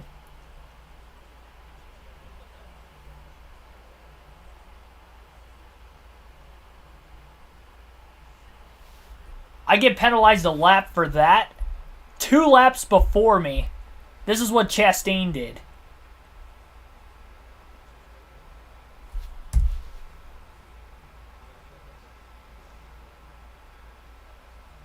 It might have been the lap before this. Yeah, it was it was a lap before this.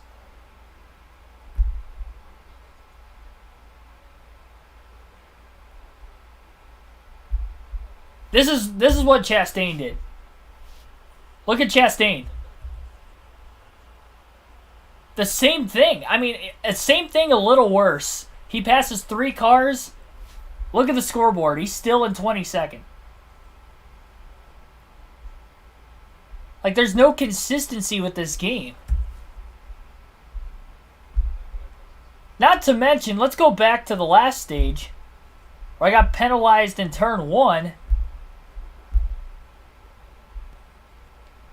I don't even know what lap it was. Oh, it was this lap right here. I just randomly got to it.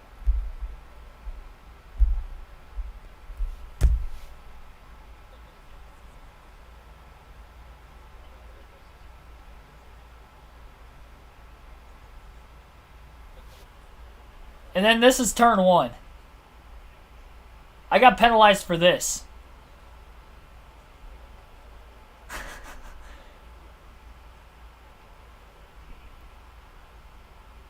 I don't know, man. I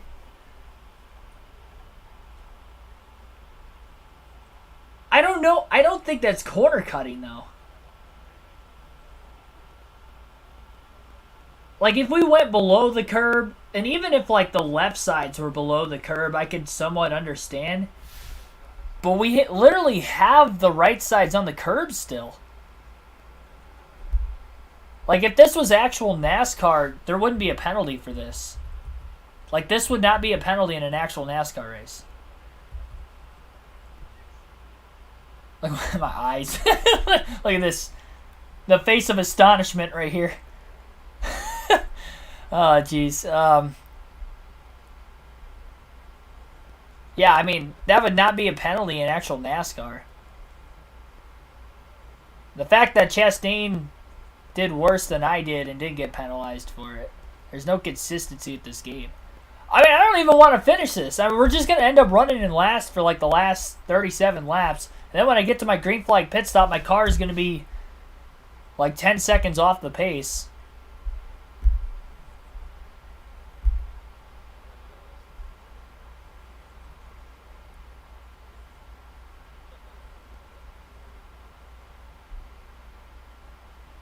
Yeah, I don't know, man.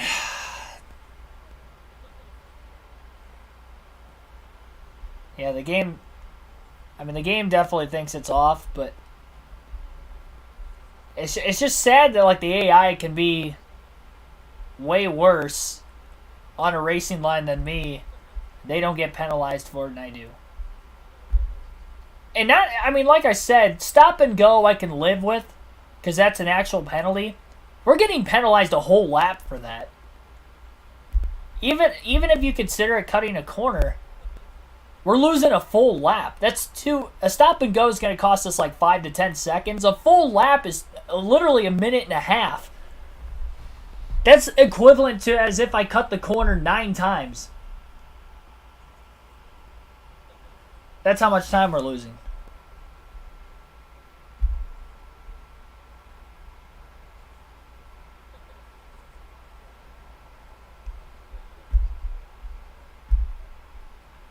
Yeah, man.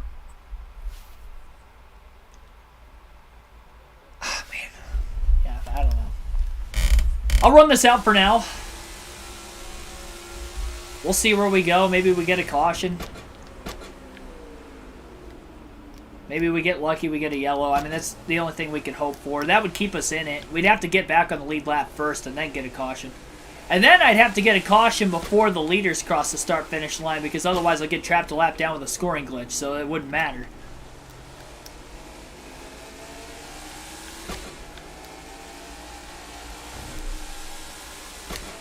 I don't know. I feel like I've ran that same line in turn 7 a lot in this race and never got penalized for it. That's another thing that doesn't make any sense to me. That's why I keep going down there, is because it's not penalizing me for it, and then it randomly does, and it's like, whoa, wait a minute. What did I do different that time? Stay right. Clear all around.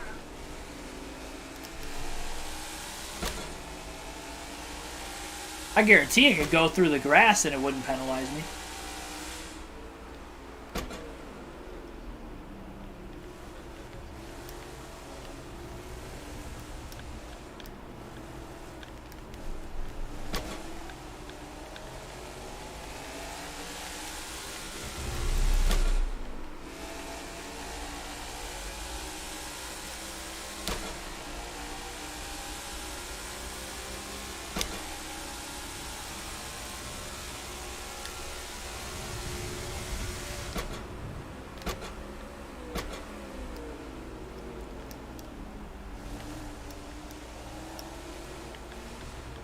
We saw Austin Cinder go through the grass the first 2 laps of the race, too. Still next to you. The first lap, he might have had contact with Reddick. I think he did, and he got forced wide. But then we saw him cut the grass literally the next lap without contact in turn 1. No penalty. Goes on to win stage 2. May end up cycling back to the lead here in stage 3, and could go on to win this race and end up not getting penalized, winning the race, making the playoffs. Meanwhile, Kevin Harvick's going to finish last. I'm not even paying attention anymore. It's because I missed my shift that time. I'm too busy complaining about what happened in the past that I'm missing my marks now. It's getting to me.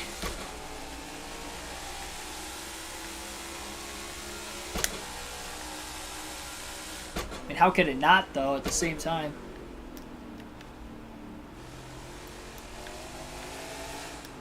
Yeah, I mean, this is such a big hit, too. Christopher Bell finished second in the second stage. Finished 5th in stage 1, so that should give him 14 stage points today to Harvick's 10. If I do my math correctly. Actually, my math is wrong there. 15. 15 stage points. So he outscored us by 5 stage points, which means it'd be a 52-point lead going into the final stage. So Harvick will still be in the lead in the regular season standings. The worst part is, we have this bad luck with the glitches on the road course. We have Watkins Glen yet. And that's the second to last race of the regular season. There's a chance, a very good chance, we're going to lose a lot of points that race too.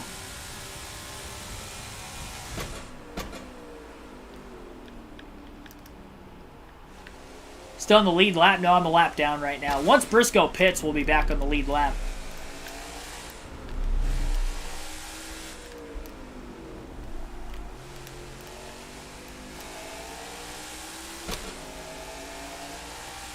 If we don't have...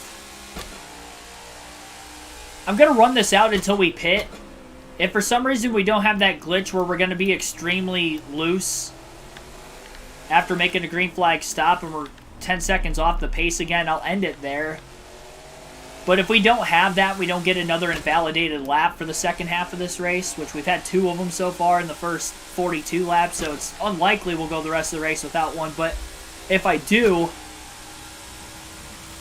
we could get some positions back.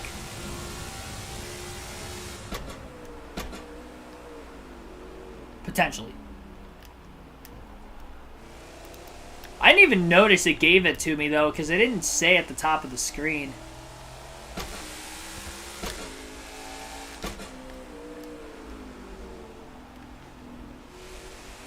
Do a drive-through, though. I don't have a choice. I already lost a lap. I'm not penalizing myself. I wouldn't have even penalized myself. I mean, you guys know from races we've done in the past, if the game doesn't give me a penalty and I cut the corner, I give a stop and go. But at this track on this game, and even on NASCAR Heat 5 it was like this too. Even if you don't corner cut, it gives you corner cutting penalties. And it literally holds you a full lap. Like, I would give myself a stop and go penalty. I've done it before. I wouldn't have even given myself a stop and go penalty for either of those 2 invalidated laps we ended up getting. So I honestly don't think I missed the corner. It was definitely on the edge, but I don't think I missed the corner.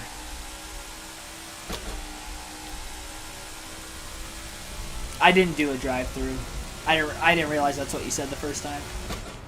Yeah, so we have 40 laps to go.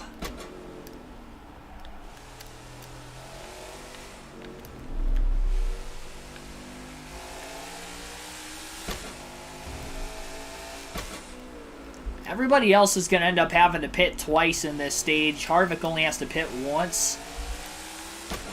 But just think, Kevin Harvick would be leading right now with 39 laps to go. Instead, he's in last. And he would have won Stage 2, instead finished last in Stage 2.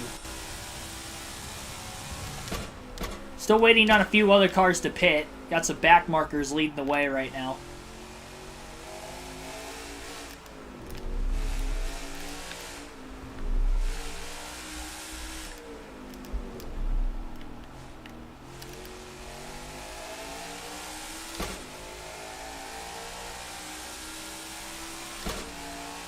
Got 25 likes on the stream. Our goal is 35 today.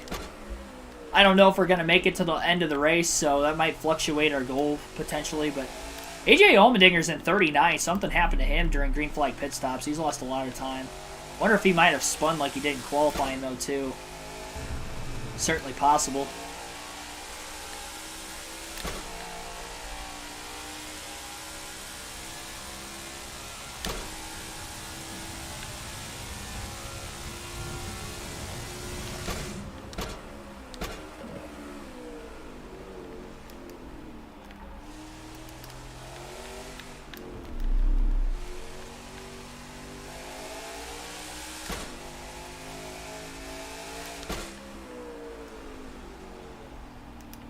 I have a feeling that Michigan's going to go similar to how Pocono went, as far as how the draft is going to be highly effective. That's going to be tough. That's going to be a tough race to get a good finish, too. Richmond's a race we can win as long as we qualify well. We won at Richmond earlier this season. If we qualify well, we should get quite a few cautions. Should get ahead of the scoring glitch. And we'll end up probably winning by like 10 plus laps. But,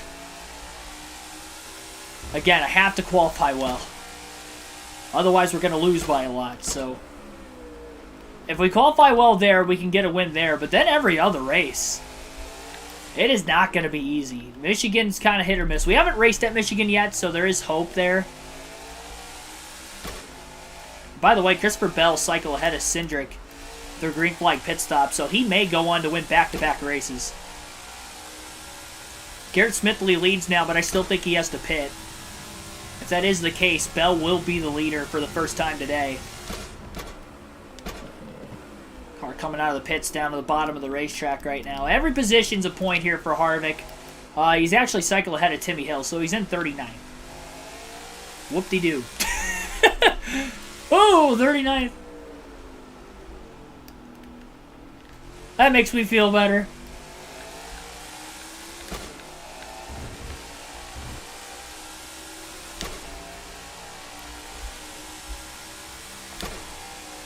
This is killing our average finish, by the way. Our average finish this year is a 12.2, and that's with the 3 bad road course finishes we've had, and about to be 4.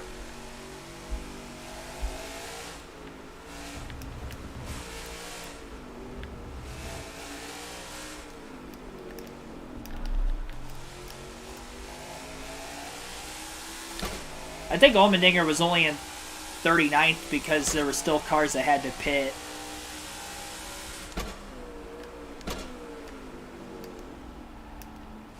We'll make up as much time as we can. I didn't finish last at Road America. We're not finishing last here. Bell would get 40 points if he wins just off the race finish alone. He was 52 behind. Harvick would get 1 for finishing 36th or worse.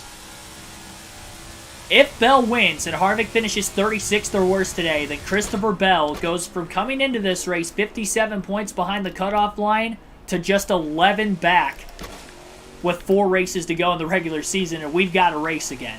Despite, at one point, having a 57-point lead, almost a full race worth of points ahead. And that's after back-to-back wins by Bell, nonetheless, because he just won last night at Pocono. I mean, what a comeback here for Christopher Bell in the second half of the regular season. He's got a shot at the regular season title now. So, it is not good for Kevin Harvick right now. I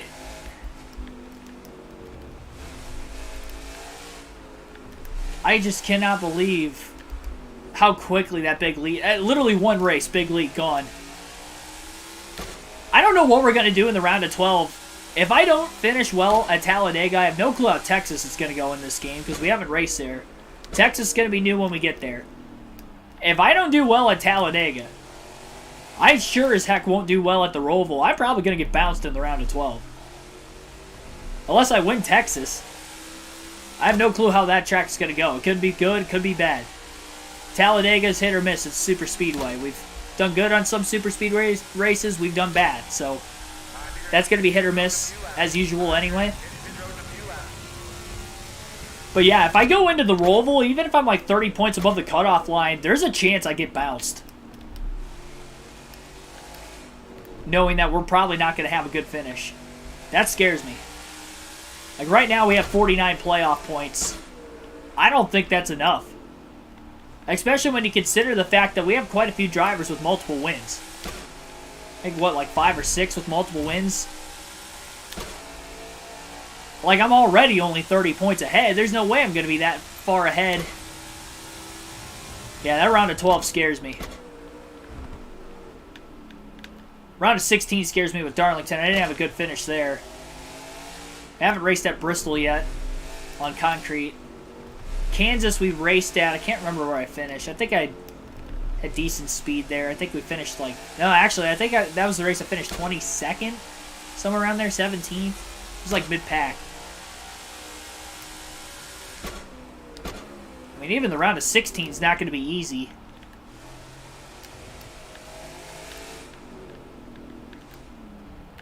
Yeah, that round of 12...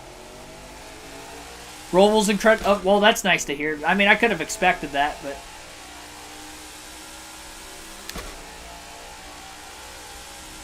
Yeah. I mean... Oh, this is stressful. And we're not even there. We're like 3 weeks away from that yet, and I'm already thinking about it. Already thinking about the Roval. We're not even in the playoffs yet.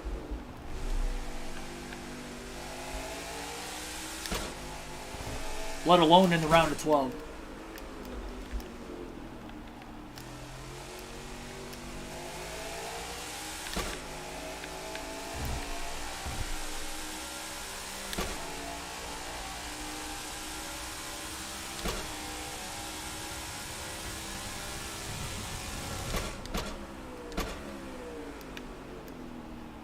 Great corner through turn 7 that time by Harvick.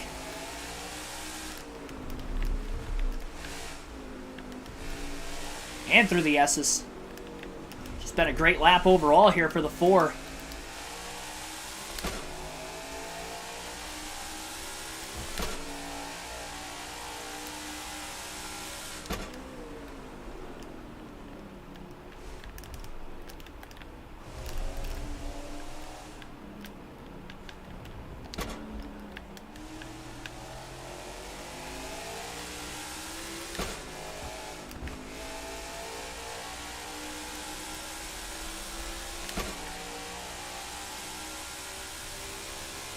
Only a few laps till we pit. Derek Booth, thanks for tuning in.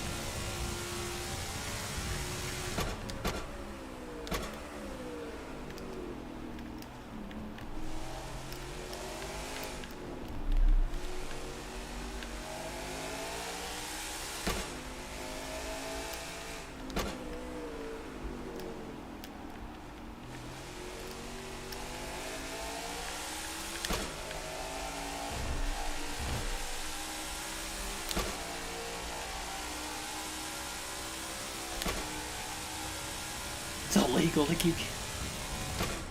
I don't think it's illegal. I mean, I could see, like, maybe, like, a false advertisement kind of thing, but you could always get your money back if you turn the game in within a reasonable amount of time. Like a week. Like, if you were to go to GameStop and get a physical copy, you could probably turn it in within the first couple days.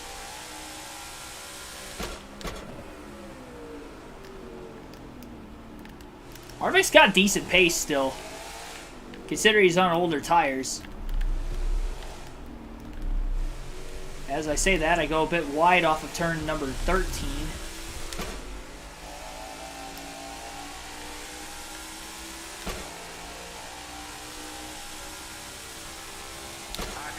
Pit road's a few laps. Still about a third of a tank of gas left. Probably going to be able to go close to 25 laps, which is what I was expecting anyway.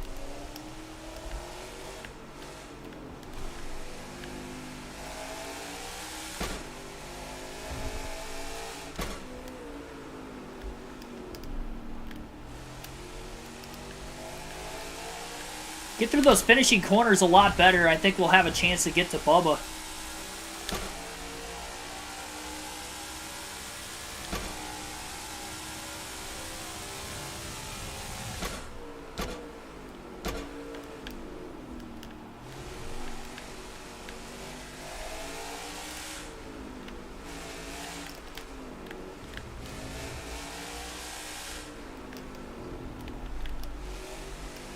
If you're just tuning in for the first time and wondering why I'm in 39th, especially if you were here earlier and saw Harvick dominate and win Stage 1, we had an invalidated lap both in Stage 2 and Stage 3. We were able to finish on the lead lap at the end of Stage 2 still because everybody made a green flag stop. We did not. So we ended up resetting back on the lead lap in the final stage, had the same issue. We would be leading right now if it wasn't for that false penalty. And instead we're 39th, second to last car on the lead lap and on the racetrack. Closing in on some cars for position just up ahead.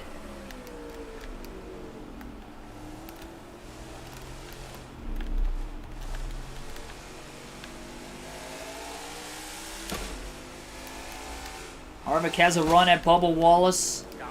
Gonna dive bomb into turn 4, looking to make a pass on the 23. He's gonna get around him, clearing him into the chicane. So that's a pass for 38th.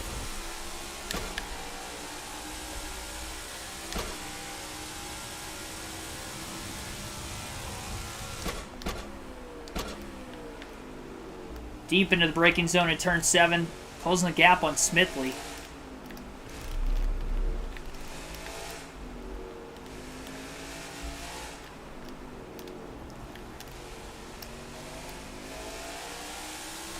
He was one of the last cars to pit.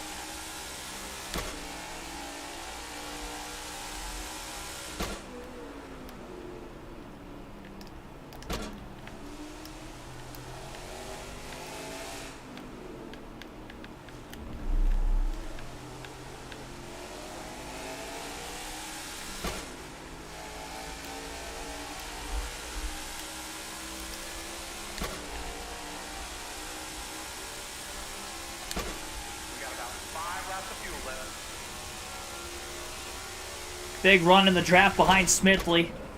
Pulling out of line late into turn 1. Oh, just tagged him. I don't even care. We forced him wide. Don't give him a penalty. They weren't going to anyway, but we definitely roughhoused Garrett Smithley a little bit there.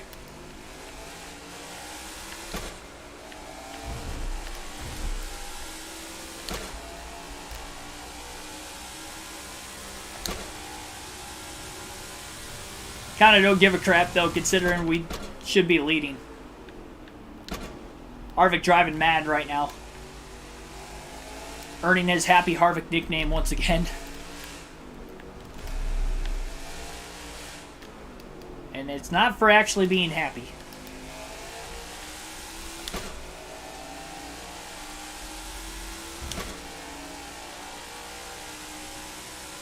Surprised none of us spun out there. I thought Smithley was going to potentially wipe out in turn 1.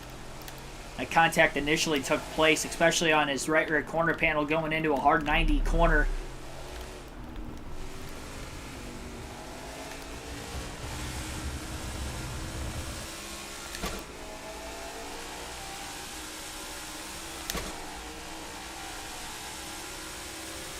We'll be pitting in about 5 laps.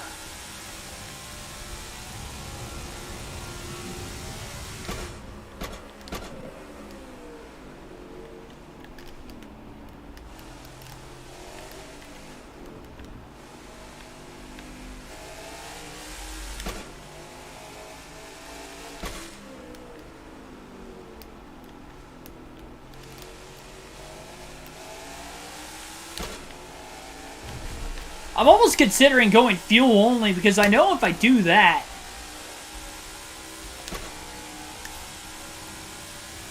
the tires should stay on the car. And we shouldn't be extra loose. We'll make up some time.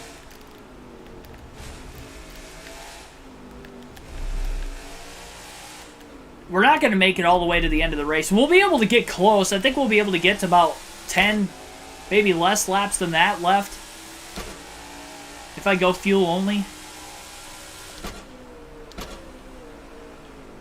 Hey, if Ryan Blaney could go 50 laps on tires at Indy, maybe Kevin Harvick could go 47. It might be worth a shot. I mean, we've got nothing to lose. This is kind of that situation where you would try it. Nothing to lose here. Proud Vegan, thanks for tuning in. See Keegan fan in the chat also, thanks for tuning in. Sorry if I haven't shouted some of you out. I had a little bit of a rant at the beginning of the stage with our validated lap.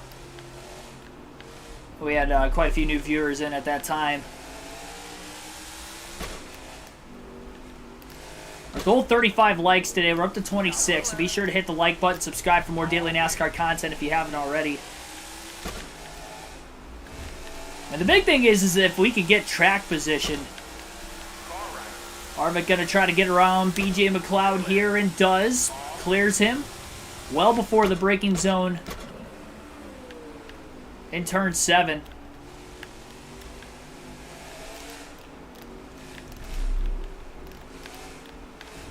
Gotta figure we're technically running an extra lap in this stage considering we were a lap down.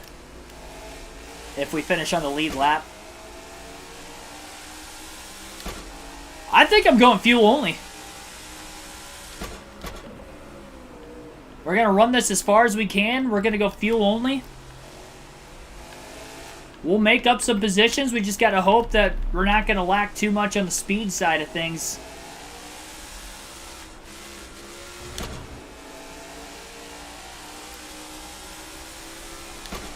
It's a bold call, but again, we have nothing to lose at this point. We'll be pitting in about 5 laps. So I have it set for fuel only right now.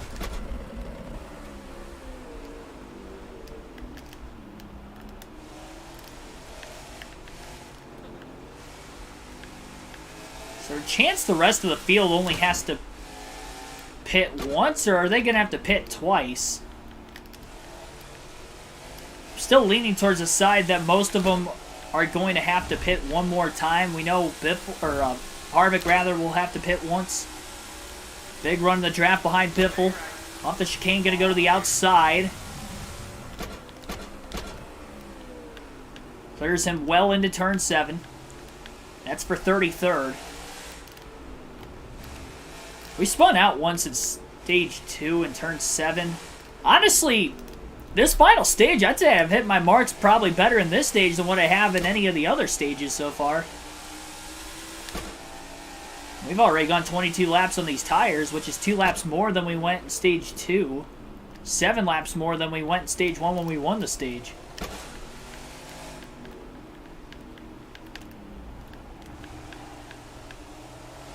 One to 2 seconds a lap slower, but if I take...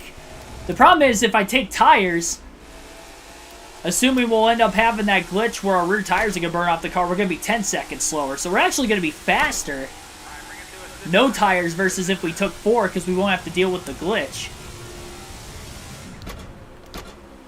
Because I remember taking a fuel-only stop at Sonoma, and it didn't... It might not have been Sonoma. It was either Sonoma or Road America. I tested it out.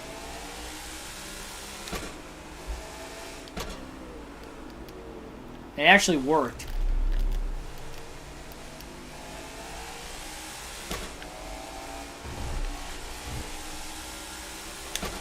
Harvick really gets off the X of the chicane a lot better than pretty much anybody else.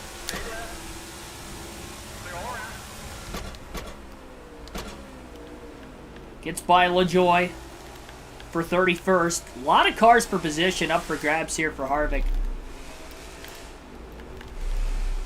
We'll be halfway through the stage in 2 more laps. I think we're going to have to worry about the left rear more than anything else as far as blowing out before the end of this race. I'm not counting us out of this yet. I was, and I was about to quit. But I'm not counting us out anymore. Harvick makes a pass on Gregson. Clean one. Gregson went a bit wide on the outside into turn 12. Harvick is inside the top 30 right now.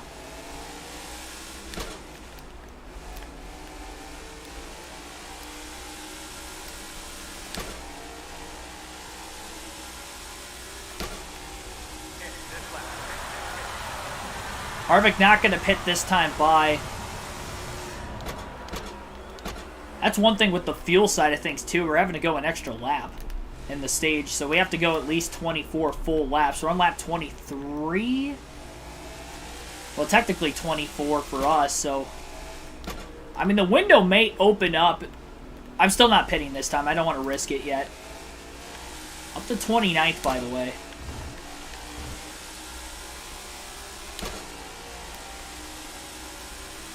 Nice little draft off Cody Ware.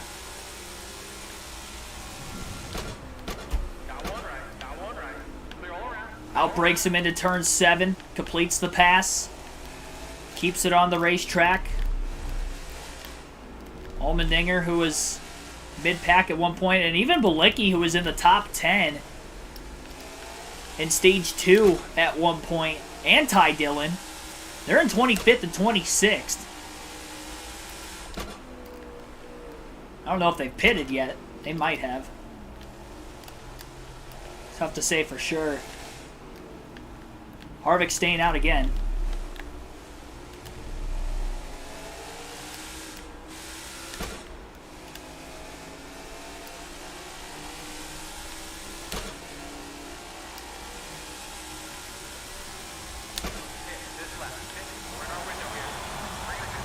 Was I really going to quit? I was thinking about it.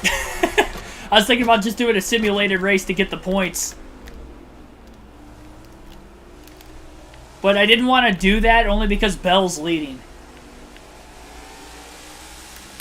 And he is second in the regular season standings. Honestly, that's one of the main reasons I didn't do it. I would have still scored myself in last, but... We're up to 27th.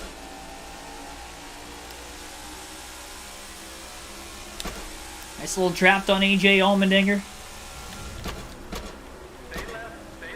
Turn 7, pass made. Kept it off the back of Ty Dillon in the 42. Dillon power sliding into the S's. Harvick trying to get underneath him. A little bit of contact made there. That slowed Harvick up a little bit mid-corner.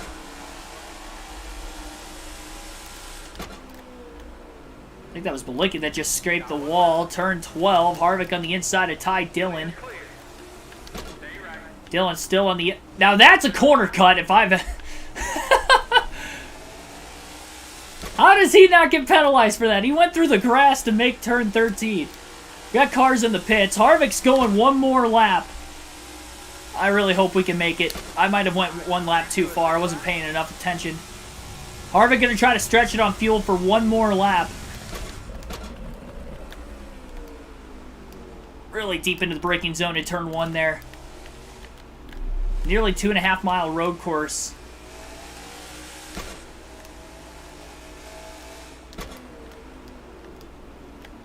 Up to 22nd.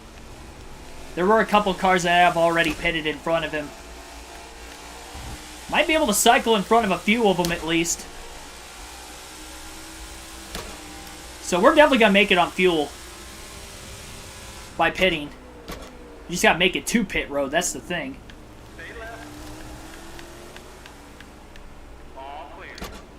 We're out. Yep, nope, we're out. God bless America. I think. We've got to be out. We're out. You've got to be joking. No, Keegan, why'd you do that? I didn't mean to go that far on fuel. I lost. No!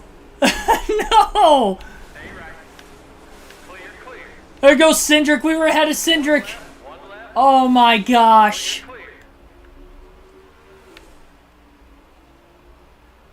Well, now we have to quit. I can't believe... That's my fault. That's my fault on that one. I didn't even mean to go that extra lap either. I just kind of... I was talking, and then I just realized I was like, oh, shoot, I should have pit there. I'll make it back around. No, I didn't make it. I was like 3 corners away from pit road. We're done. All right, now we're actually done. Yep.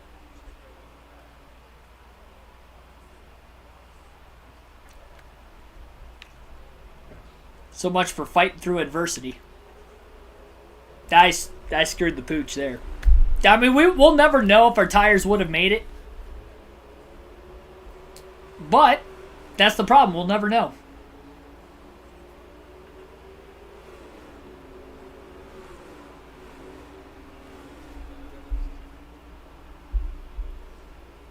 No, that's my fault. I take the blame on that. I didn't mean to go that far. Honestly meant to pit like 2 laps before that. I meant to pit not the last time by, but the time before that, and I just wasn't pitting. I just wasn't paying attention. Yeah, that's my fault. Now, you would think a caution would come out right now, but it doesn't. We're just going to literally sit here the rest of the race. And the worst part is, the race is going to finish, but I can't actually get to pit road. No power. I mean, it... Yeah, I can't actually get to pit road myself, so... We're going to have to simulate it now. Which means literally anybody can win. Cindric and Bell were definitely the 2 favorites. Briscoe was up there also.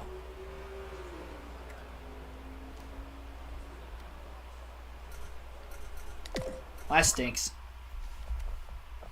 I let myself down on that one. Oh, man. That's painful. I feel so stupid.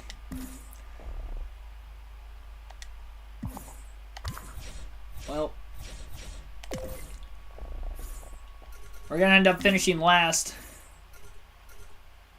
I could have saved points. I do think I could have made it on tires to the end of the race. I was starting to believe that I was actually going to be able to make it. I think I was saving my tires well enough to be able to make it. I made a mistake.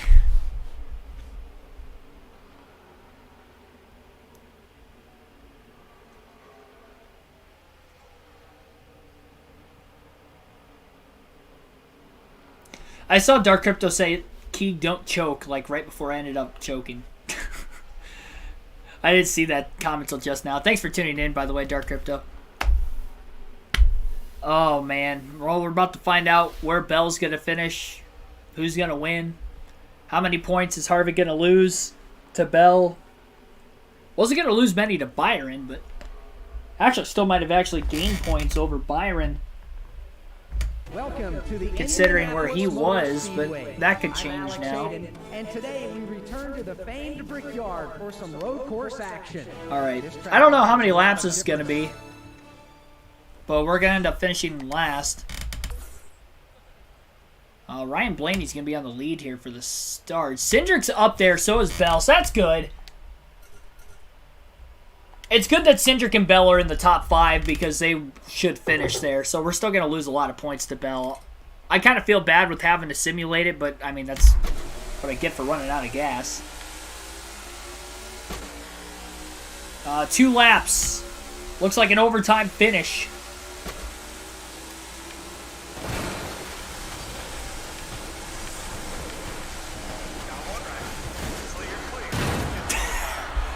Oh, he blew a tire.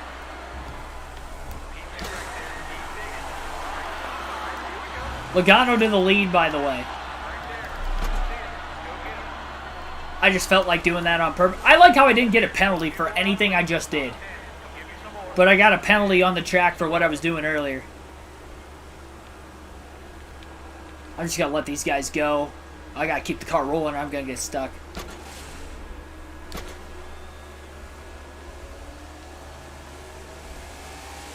I like how I was riding against the wall the whole time, but I blew the right front making contact with the car. Not the left front. Yeah, no penalty for anything I just did there. Oh my god! Oh. Saw Noah Gragson pile it into the back of Kaz Grala. I doubt I'm going to get penalized for this either.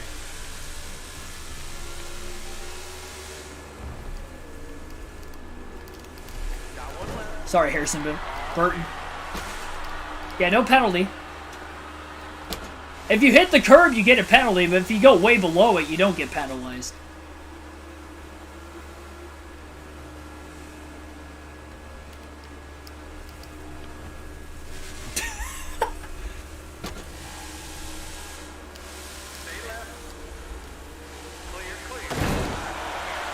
Oh, left front's gone now, too.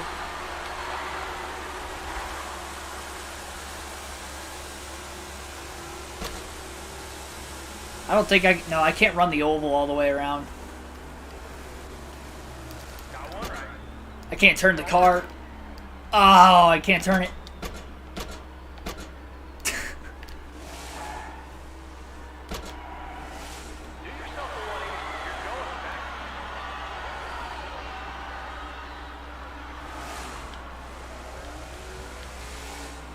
I'm just screwing around at this point. This is going to be a challenge just to make it all the way back. I can't turn. Both the front tires are flat. Oh, I'm done if I go in the sand. I can't turn the car. Might have to do this again. I think Joey Logano is about to win. So we will not get a new winner. I'm not sure where he was running most of the race. Oh, I did get a black flag. Come on, get through the sand. Get through the sand.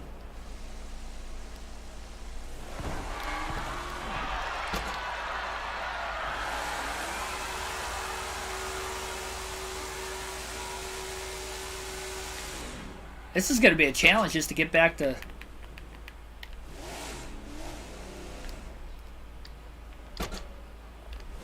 That's what I get for screwing around. Now I'm making this 10 times longer than what it needs to be. I mean, the stream could be over, like, in a couple minutes, and now we're probably going to be here for, like, 10 more minutes. Oh, jeez. I don't want to have to restart, because the race is over. Joey Logano has won at Indianapolis.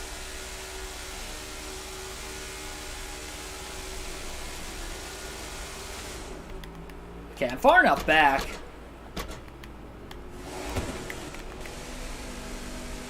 Go. Go.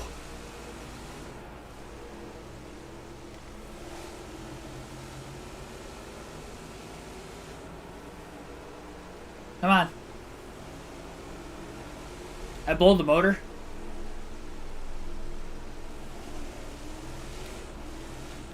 I may have blown the motor. We're cooking. Oh, don't... We're fishtailing in the wrong direction. Oh, we're going back in the right... Come on. Come on.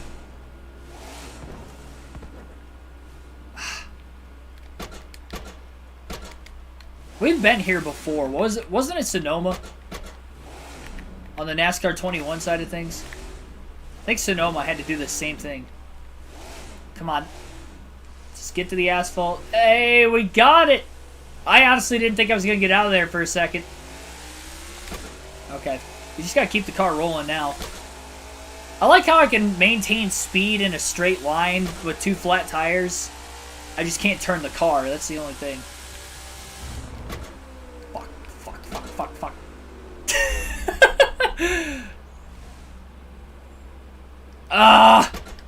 I can't.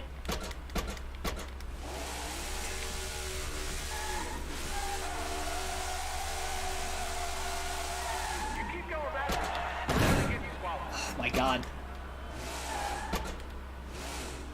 I'm gonna get disqualified. Well, I'm already in last. 20, you're going back. I'm trying. Okay, slow and steady.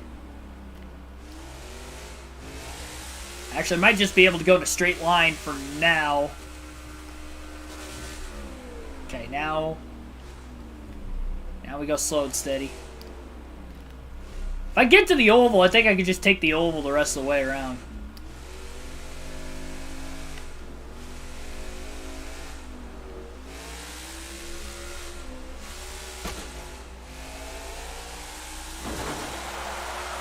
Yeah, I can take the oval the rest of the way.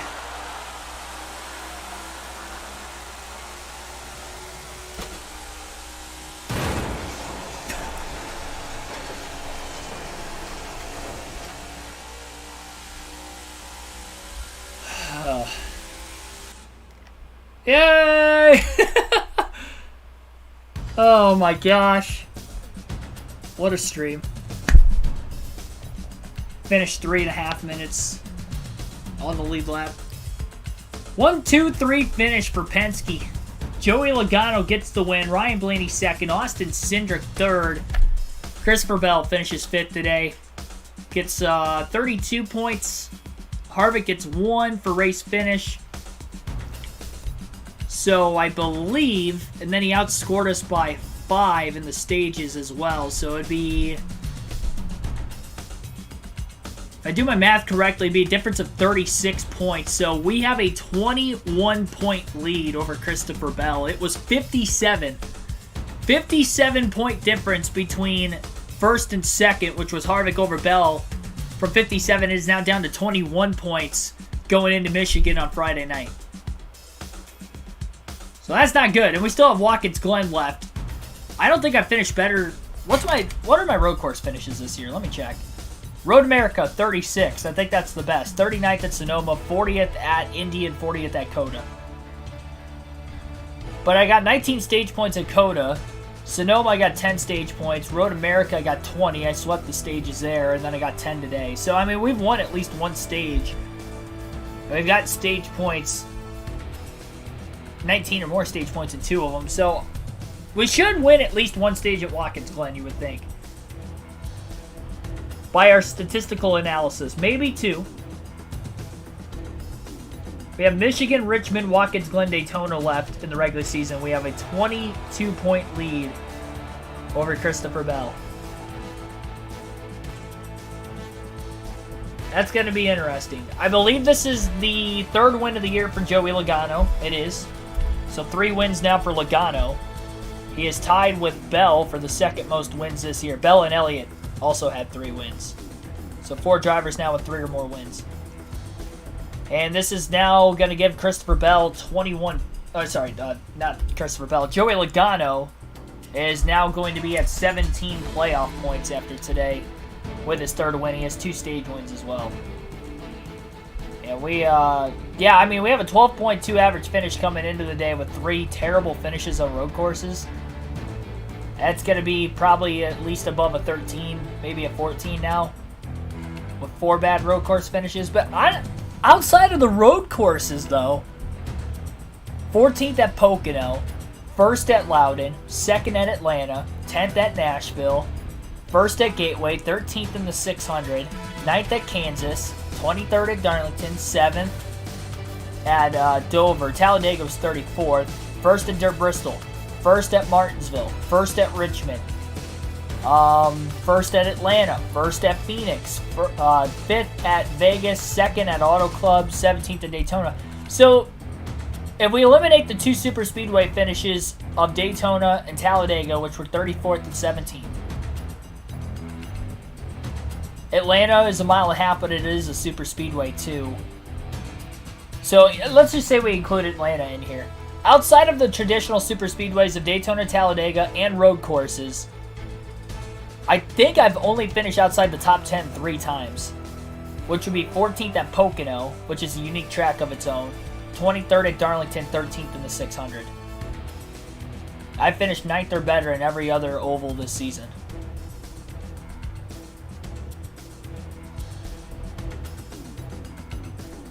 And we've only finished outside 14th once on an oval that is not a super speedway, except for Darlington, we finished 23rd. So there's hope. We haven't raced at Michigan yet. I feel like that's going to be somewhat similar to Pocono, unfortunately. Well, then again, Auto Club we finished 2nd. So we might actually run good at Michigan, because we finished 2nd at Auto Club, 14th at Pocono. It's probably going to be like one of those 2 races. We're really going to compete for the win. We're going to have decent speed and finish mid-pack. Richmond is a race I can win for sure. I definitely can go out win Richmond. Daytona, we finished 17th, 34th at Dega. That's a little hit or miss. Watkins Glen, we're not going to finish good. I can pretty much guarantee it right now. 22 points. We can gain at Richmond. If we go even at Michigan, we gain at Richmond, and we have anywhere between a 30 to a 40 point lead going into Watkins Glen and Daytona. Is that going to be enough? Is that going to be enough of a cushion to not lose the regular season championship? You'll have to let me know in the chat. Like, that's going to be really, really close. If we have a 40-point lead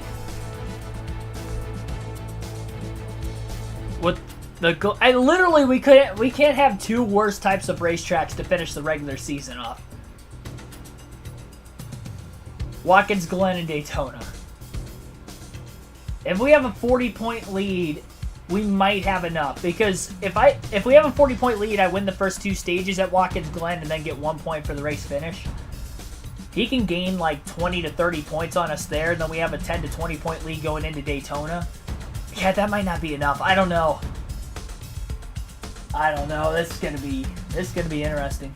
And that's not even saying he's gonna beat us at Michigan, because we haven't raced there yet. Richmond is the one track I for sure. But that's the thing. We might do really well at Richmond, but Bell could go out there, get top 5 in all 3 stages, and we only really gain like 10 points on him. Like, that could happen. Richmond is a racetrack I know I'm gonna run well at. Good chance I can get an 8th win there. But it's all gonna be dependent on where Bell finishes too. If Bell runs like he did today, and really like he's done the last couple races. Pocono, he won. Top 5 in all 3 stages today. If he does that at Michigan, Richmond, and we're only like 30 points ahead of him at best going into Watkins Glen, I don't think that's enough. I mean, we literally gave up 35 points to him in 1 race today. And that was with winning a stage. He only outscored us by 5 stage points and still outscored us by 35 total. He outscored us by 30 in the finish, so that's going to be tough. I wish Richmond was the regular season finale in this season. I mean, either way, we still have to go there, so I guess it wouldn't matter whether it was the finale or before it. I think what stinks is that we still have Daytona left,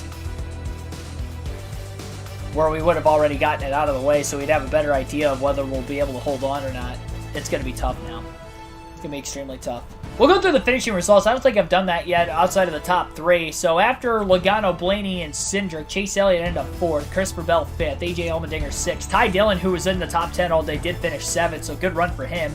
Eric Jones 8th. William Byron finishes 9th. He was outside the top 35 at the beginning of the race, and he was pretty much outside the top 20 the whole day. So this resumption of the race at the very end actually helped Byron get a top 10. He was only like 7 points behind Bell, so even Byron's not that far behind us either. So we have a 22-point lead over Bell, and I think Byron's like 30 or 40 back now, so even he has a shot. Reddick is going to end up finishing 10th today. He ran top 10 all day, so deserved top 10. He qualified on the pole as well. Blicky had a good day. Finished honestly, a lot of the drivers that were running up towards the front finished there still. I'm not really outside of William Byron, he's like the only guy I could think of that wasn't running particularly well. Allmendinger faded, but he was there early. But Byron was like the only one in the top probably 13. Byron and Wallace are the only guys in the top 15 that weren't actually in the top 15. So it was a pretty accurate finish. The playoff drivers, though, that are on the bubble, Kyle Busch, 22nd. He didn't have a great day today. Hamlin, 33rd. Yeah, it's going to be interesting to see when I tally the points what that's going to look like. So to find out what the points are going to look like, you'll just have to tune into our Michigan race, which will end up taking place on Friday night. Tomorrow night, we'll be racing NASCAR 06. It will be taking place at Atlanta. It'll be a Busch Series race as well. And that will start at 7 p.m. Eastern Standard Time. So 7 p.m. tomorrow night, we'll be racing at Atlanta, NASCAR 06. Hope to see you then. Throwback Thursday on Thursday at 6. We'll be watching Old Daytona 500. The poll is in the community tab for you guys to vote. You got one more day to vote for that. And then we will close the poll. We'll have our race decided tomorrow night during the stream. And then, Friday, NASCAR 22 again at Michigan. It'll be the 4th to last race of the regular season. Appreciate the support as always. Hit that like button if you haven't done so already. Subscribe for more daily NASCAR content. We didn't actually make it to the end of the race. We DNF'd. We were 8 likes away from our goal. But we didn't actually get the full race in, unfortunately, because I ran out of gas with about 23 to go. So, who knows? Maybe we would have gotten to the goal if that didn't happen. But needless to say, that's going to wrap everything up today. Appreciate the support as always. Road to becoming a NASCAR commentator for future real races down the line. Can't wait for the season to start back up. Get back on those live commentary streams for you guys. And be sure to tune in tomorrow. See you guys. Have a good rest of your Tuesday evening.